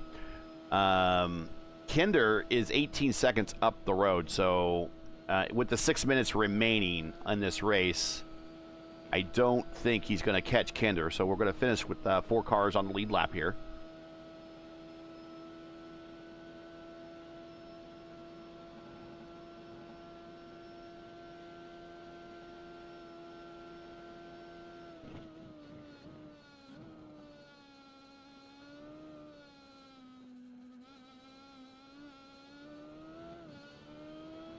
I'm coming up empty here, unfortunately, Gary. I'll remember another time and we'll talk about it on a different broadcast. Hopefully, iRacing just sticks to 1 white flag.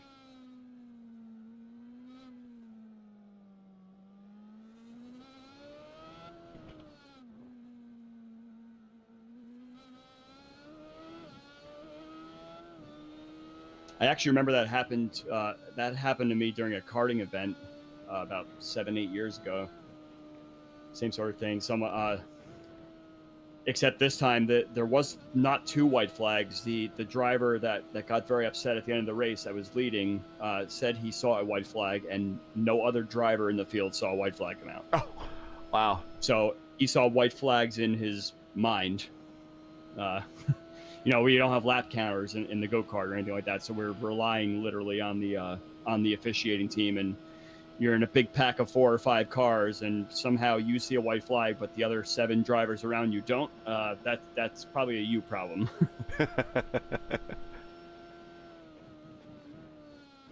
This particular person was insistent that a white flag came out, because all of a sudden we're all racing in a pack, and then he just kind of stops after crossing the start-finish line, and we're all like, all right, thank you.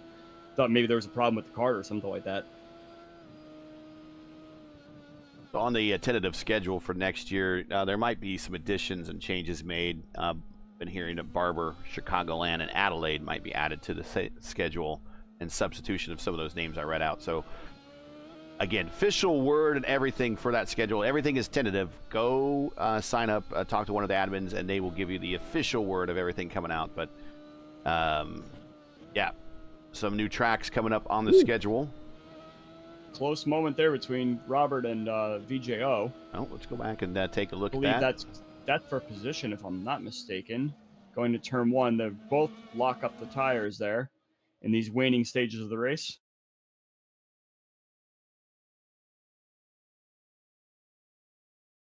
Actually, it was coming into turn 1, so let's go back and watch it a little bit further. And yeah, VJO is right. That's the green car, right in the draft. And again, these cars punch a mega hole in the air, but the draft envelope does not extend very long behind them, which is not right physics-wise, but that's what's programmed. And he gets a run to the inside. Again, no push to pass, so he's just using every bit of momentum here. He's just going to keep it there, and I think Robert wants to cut down, realizes that VJO is not letting up. So they lock up their wheels a little bit, and VJO gets the position and move him up to 6 now.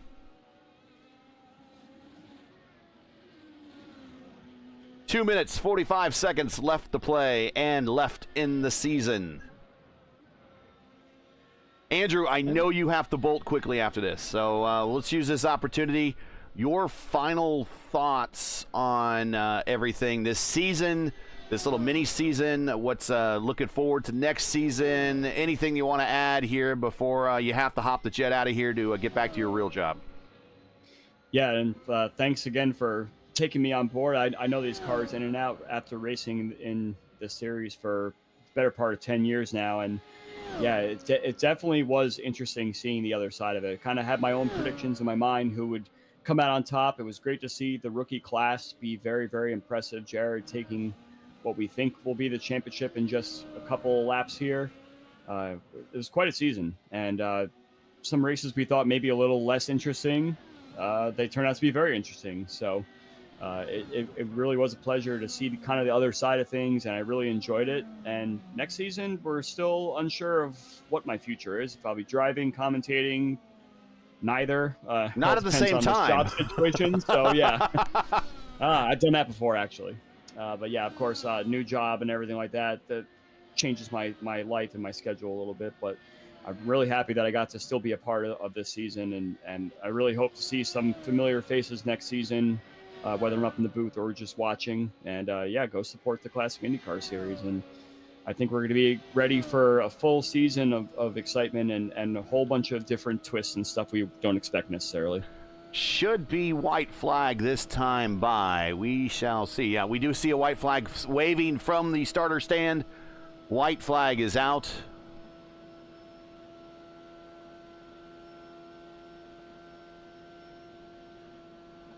Final lap of the season. 45 seconds left to play here. Yeah, so obviously they just calculated about a lap.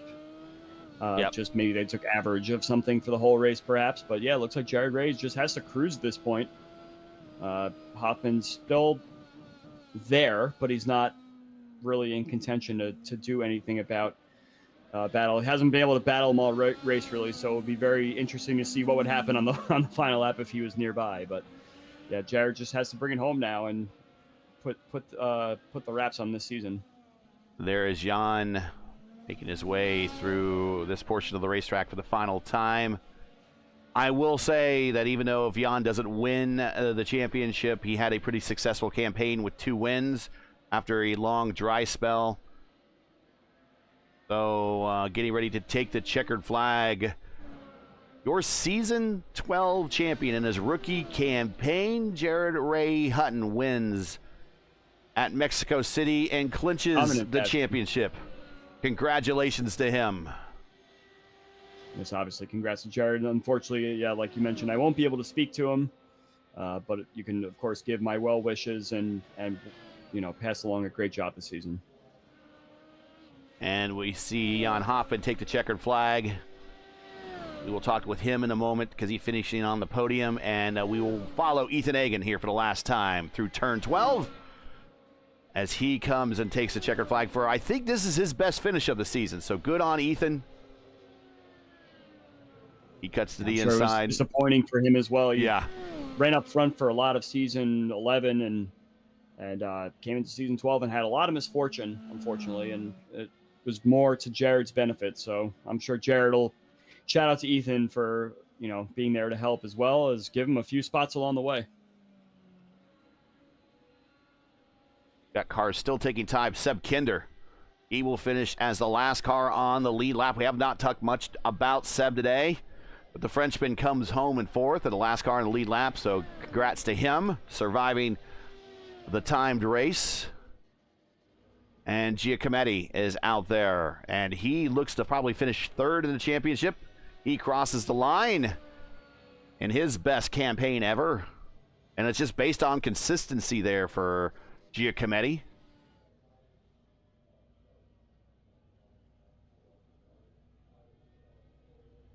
As I wonder if Jared Ray is waiting for some team cars to join him for a photo moment.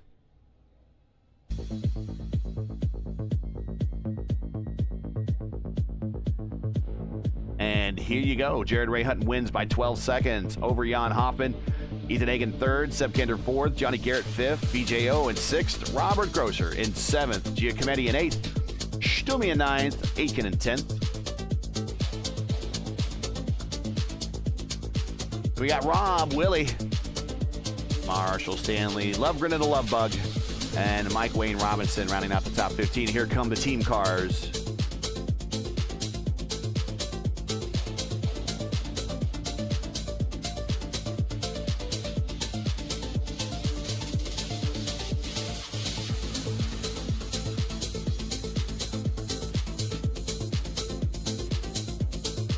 Jared also got the fastest lap. Didn't lead them all, but he won 3/4 of the Grand Slam. Got the pole, won the race. Got somebody doing donuts in honor of Zanardi at the start-finish line. And it might be Giacometti. No, who is it? Grocer? It's Roberts doing donuts in honor of Alex Zanardi. Get the B-roll off there and miss that. Now we'll watch him make some donuts here.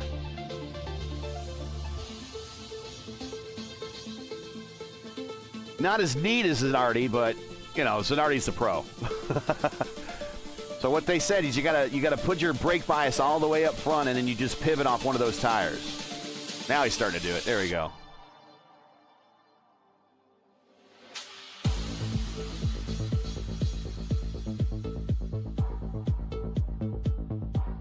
And now victory donuts for the championship team in Alliance, the technical partnership there between Team Watson and Iconic.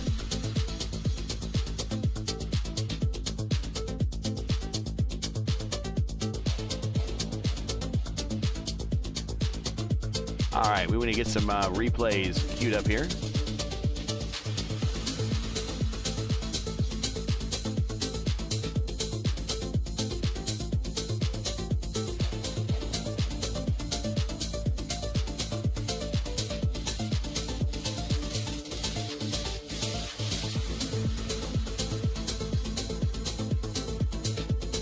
All right. Again, on the fly production for everybody. I want that. Want that. There we go.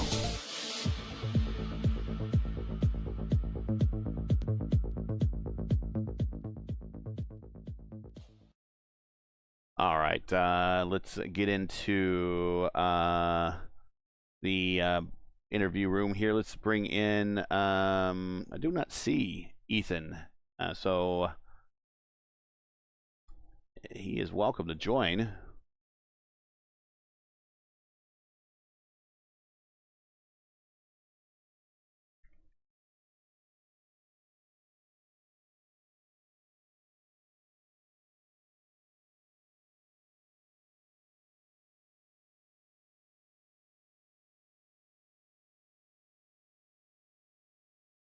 If he doesn't show up, we will bring him in later here. We will bring in Jan Hoffman right now and talk with Jan.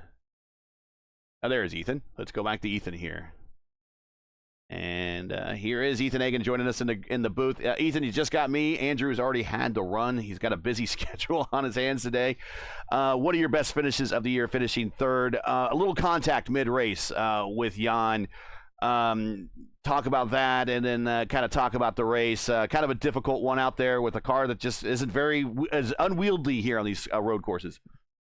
Yeah, it was tough. I mean, most of the race, it was kind of like sliding all over the place on the Estes portion of the track. But yeah, it was a good race. I mean, a little hard, but the contact with me and Yan, it was just good, hard racing. Just trying to defend the position as much as I can. But sadly, though, we made contact. I think it was just a racing incident, but either way, still came over the podium, and we'll take it.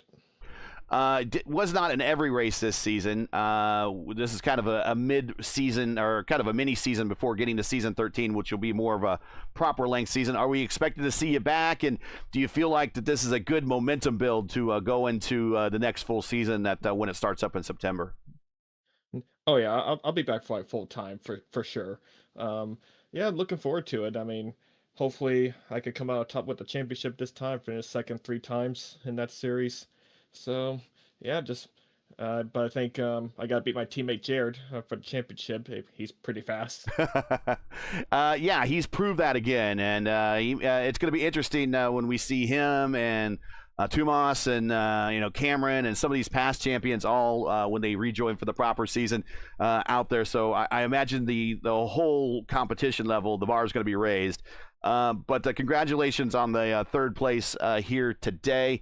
Any sponsors, friends, family, anybody you want to say hi to before we let you go? Don't forget it is Mother's Day. Yeah, thanks for telling me that because I need to say a happy birthday to my mom. She means a lot to me, and just want to thank everyone from the team that made great setups and helping out. We're just good at helping out with each other with the setups and such, and we just get these good finishes, and we just really appreciate it. Ethan finishing third today. Ethan Egan finishing third, and we will catch you when we get back to the September, I believe, when tentatively season 13 is getting ready to begin. But getting ready to leave season 12 here on not the best foot possible, but a good foot here on the bottom step of the podium. Congratulations, and we will catch you in the next one. Enjoy the off season. Thank you. That is Ethan Egan. Let's bring in Jan Hoffman, who will finish second in today. Here he is, Jan Hoffman, joining us in the booth, finishing second today, and unfortunately second in the championship. So close. Raced very hard today to get back up to the position. Maybe with a little bit of luck, it would have went differently, but luck was not presenting herself today necessarily for you. Still brought it home second. Still a strong finish to the campaign. Still a pretty successful campaign. But I know you wanted to get that championship, but there is always next year. But talk about the race and talk about the campaign. Yeah, well, the race today, Jared had a bit more help, more teammates. So first I had to overtake them, and it wasn't easy. And I understand and respect that. So yeah, but I knew it was an uphill battle on the road courses. I still don't know how I was even able to have a shot at the championship today, and yeah, so I'm just happy I had an honest shot and that I made Jared sweat a little bit. A lot of momentum still that you built up this season. 2 wins, many podium finishes. I believe the points have already been updated. I think the points differential between you and first is only 19. I guess you can probably, with a season this short, you could probably count on a couple of fingers where you probably, those 19 points went. How do you feel about now as you kind of look the tentative schedule for season 13? How do you feel about your shot with season 13? Because you're leaving, whether or not you have a championship in hand, a pretty successful campaign, and momentum means a lot going into another season. Oh yeah, this is by far my best season. Having a win on road course. Usually I win on ovals, and yeah, finishing 4 times on the podium is awesome. And I think this consistency was very important in this campaign due to only 1 drop week. But ultimately, I think I lost the championship at Las Vegas at round 5 because I knew I had to build some momentum at Vegas and Homestead, and both of these races didn't went well. Las Vegas, I think I had a shot at winning or at least P2 or P3, and yeah, that cost me a lot of points. And I think with including the drop weeks, it's only a 12 points difference. So yeah, a second finish there would at least put me even on points with Jared, but he still has 30 wins. So yeah, consistency was key in the shorter season, and yeah, it's nevertheless a good season. I'm happy with the result. Well, shout outs, friends, family, sponsors, anyone you want to say hi to before we let you go, and go enjoy this off season a little bit and get ready for September. First of all, shout out to Team Vortex securing the team championship. It's always nice, and yeah, to the guys helping preparing the car. Once again, awesome setup, mostly due to Johnny, and yeah, to my family, to my parents who are probably watching, and yeah, shout out to Jared for being a well-deserved champion, and it was great racing against him. And I'm more than happy to share the track again with him next season. All right, yeah, and of course, shout out to you. Oh no, Awesome. don't. You guys did a great job this season. You had yourself a great season. I'm glad you're taking this very positively, and we look forward to seeing what you got for the season 13 when it starts in September. So congrats, and we're glad you had a very successful season. Thank you, man. That is Jan Hoffman. We will drag him up in here. We will bring in Jared Ray in just a second. I need to move the camera to him. There we go. We do have, I don't know if they've been updated. I do want to check the masterclass and all of the other CIS points. They have, I think they're in the process of being updated. I will go over those here probably after so the masterclass, the oval, and the road points championships. But the team championship, as you heard, and as we talked about earlier in the race, Team Vortex did win that. And then Jared Ray did win the drivers' championship. Here are the points standings. I can't show you a graphic. I wish I could, but I can tell you that Jared Ray wins over 19 points over Gian. I don't know if the drop weeks are being counted yet or not. Andrea Giacometti, very much a good shout out to him. And we've had him in a podium interview before, and he was fantastic, and he was very happy. He should be extremely happy today. He finishes third in the championship, one of his best campaigns ever, and he did it just based upon showing up and being consistent. And that's what you have to do. So Giacometti finishes third. Robert Grosser. Robert, the host with the most, a couple podium finishes this season, kind of a return the form for him. Maybe we see some better performances in season 13 on the ovals for him, or maybe even on the road courses for Robert. Three-time champion. He finishes fourth. Johnny Garrett is in fifth. Julian Altina sixth. Kevin Lovegren in the Love Bug. He finishes seventh. Andrew Aiken in eighth. Stumi in ninth. And Rob Barnicow in 10th. That is your top 10 and for this season's points championship as we exit Mexico City for the finale this season. Let's bring in Jared Ray Hutton.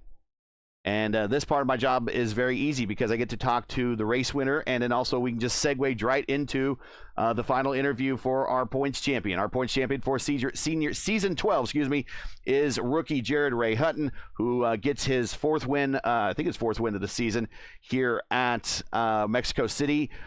Started the season a little slow, not on the right pace, but finally caught up with multiple wins in the midseason, and wrap it up here with a strong finish at Mexico City to clinch the championship. Congratulations. Really, other than just, not doing a stupid mistake, today was kind of your race to lose, as you kind of dominated up at the front. Talk about your race, and let's talk about the season in the championship.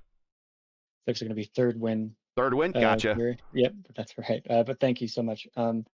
Yeah, like Portland and Montreal, sure, I could get out to a lead, but this car, you can never let yourself get comfortable because you never are comfortable. There was a lot of consideration among my teammates, among me, about the changing conditions out there. We felt like the wind was playing a big part, and the temps in different parts of the track that led to several mistakes. Like, for example, Willie, unfortunately, after having an awesome race in his first race back in a long time, had that mistake, it sounded like, near the end.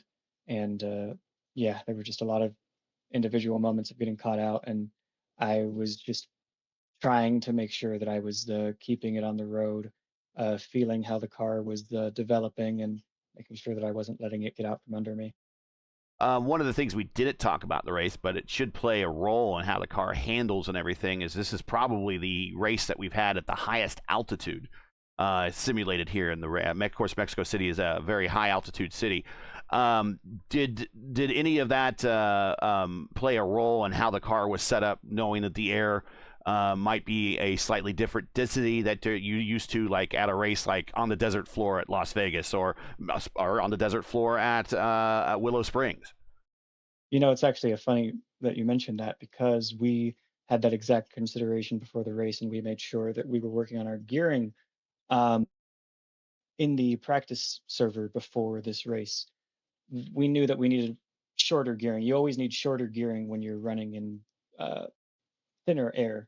But when we switched over to the new race session, the humidity dropped by about 50%. And we did not catch that in time and did not fix our gearing. We were topping out in the straights. I was hearing from my teammates behind while they were fighting with Jan. The Vortex guys, they sounded like they went fully for straight line speed. and that was kind of killing us. At least when it came to fighting or holding position or making overtakes, etc.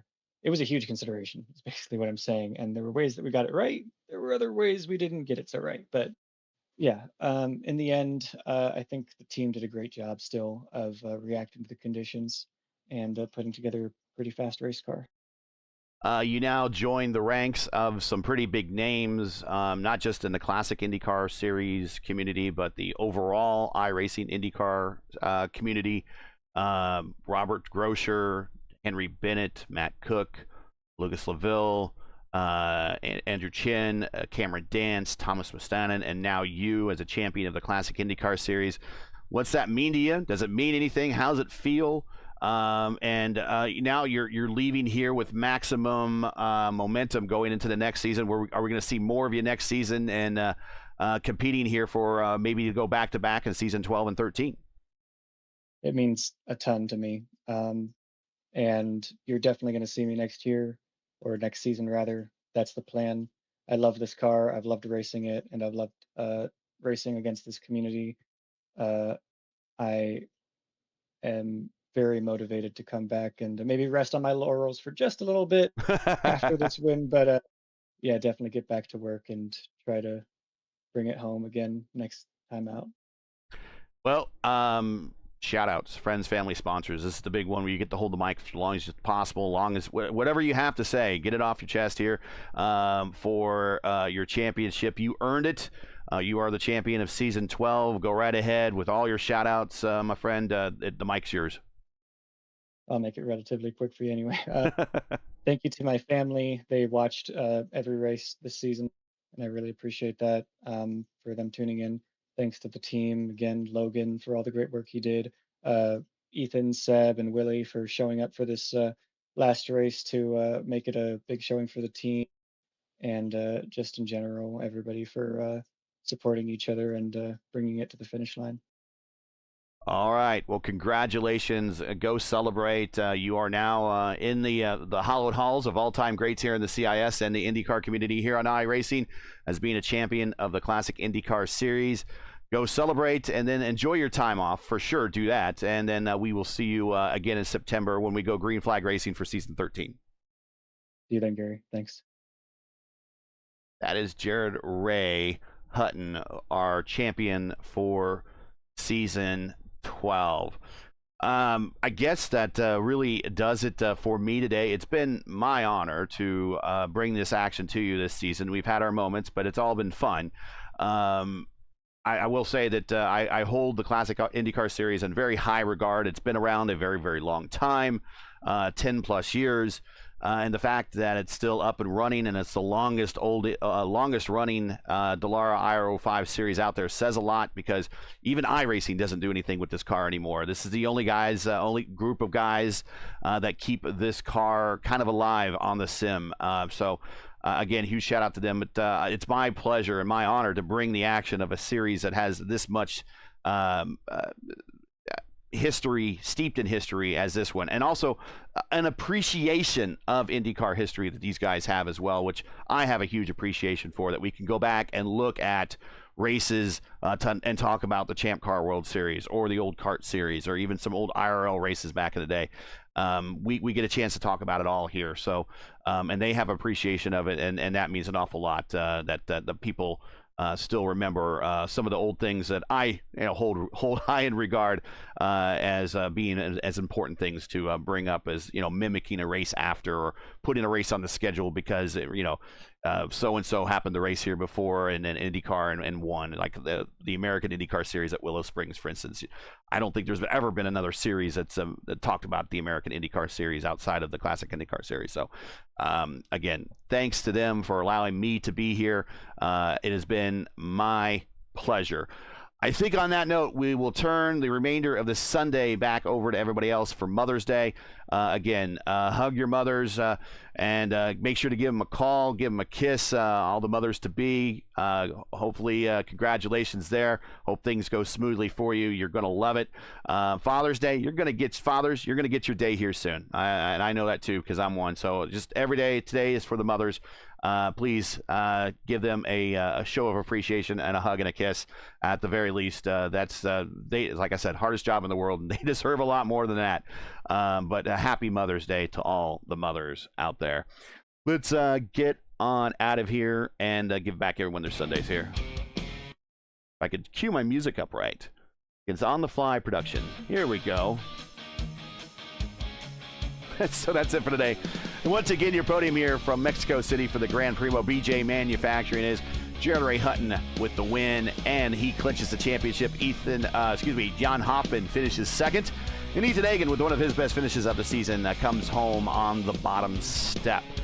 Once again, your champion here for Season 12, Jared Ray Hutton, getting his first Series championship for Season 12. Will he back it up in Season 13? Well, you got to show up and find out. Join the series again for round 1 of Season 13 of the Classic IndyCar Series. It seems the drivers head to St. Petersburg for the first time to start this all over again. For more information on the official Season 13 schedule, all the broadcast info you need to know, learn more over on the CIS Discord. So you want to go to the YouTube, or excuse me, don't go to their YouTube. You want to go to the iRacing forums. Sign up there, and you can also, they'll give you a link to the Discord, and then you can learn more about the series and all their history on Discord there. Just do all that, and you can sign up for Season 13, which should start in September here. Now, as you know, the YouTube algorithm game is not an easy one, so please help support P1 with the weekly grind. Leave a comment below. Let us know your thought of today's race and enjoyed today's coverage. Support us by smashing like in the video. If you're new, click subscribe, and while you're at it, hit the bell for weekly reminders so you miss out on more P1's other iRacing programming, including this Sunday, 9 p.m. Eastern Time. It is a top qualifier split of the official iRacing Open Indy 500. Can Robert Malechka, it's teammate to Andrew there, can Robert Malechka back up his win from the fixed 500 on Friday to do the 500 double again? He did it in 2024. Can he do it in 2026? We'll tune in and find out. Today's inaugural Grand Primo from Mexico City is proudly sponsored by BJ Manufacturing. BJ Manufacturing provides high-quality machining, welding, and fabrication work in Riverside, California. To learn more, check out their links in the description. And we want to thank BJ Manufacturing for being a sponsor of each and every race this season. Thank them a lot for being a big supporter, and hope we see more of them in the future for being a big supporter here of the Classic IndyCar Series. Thank you, thank you, thank you. The other one we want to thank out and shout out and thank a lot is the Sim Gaming Expo. They are your official sponsors of the Classic IndyCar Series for this season. The Sim Gaming Expo is bringing you all genres of simulation and gaming technology under one roof. Join us September 18th through 20th in Chicagoland at the Schaumburg Convention Center to try out the latest gear for the biggest brands in the industry. Meet your favorite streamers. I will be there. Celebrate your passion for simulation with our incredible community. Don't miss out. To learn more, you want to get your tickets now. They are on sale. Go to simgamingexpo.com and be a part of simulation gaming history today. Track cams for this race are provided by Whiplash. For most of the season, provided by Whiplash. To learn more about Whiplash, you can follow them on Facebook, X, and Instagram. All the links you need are in the description. For business inquiries to learn more about P1 and what we do, you can like us on Facebook. You can follow us on X and Instagram. You can also follow all of our social links on Linktree. You can check those out in the description. Also want to point out track cams for this race today were provided also by Track Cam 22. Whiplash normally had every other track cam this season, but they did not have one for this configuration.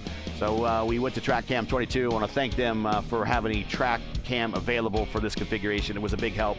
So for everyone who's helped us out in the booth this season, and Andrew Wood, Mark Murphy, I don't know if he's, but he's helped out the station a lot in the past. Let's see, I want to shout out Luis Gonzalez Nunez. He's helped out a lot in the past. Brian Campbell's helped us out in the series here in the past. Who else helped us out in the this season? I might be missing a name, and I'm insanely sorry because everyone has been so great. And our Luis Gonzalez Nunez driver of the race, by the way, Stumi, up 4 spots to get inside the top 10. He finishes 9th, so I want to shout him out as well. But everyone who's helped us out, thank you. I also want to shout out the Sim Gaming Expo, BJ Manufacturing, and of course everybody here at the Classic IndyCar Series. I'm Gary Gotts. I want to say good day. Thanks for watching, and all of our men and women serving in the military as first responders. Godspeed, God bless, and come home safe. Catch the series again when they restart for season 13, September 27th, when they go to St. Pete, and that will be the next race of the Classic IndyCar Series. But happy Sunday, everybody, to you, everybody, and most importantly, happy Mother's Day. Thanks for having us here, watching us over these last couple of Sundays. We appreciate it, and we will catch you the next time when we go live. Congratulations to our champion, Jared Ray Hutton. We'll see ya when we see ya.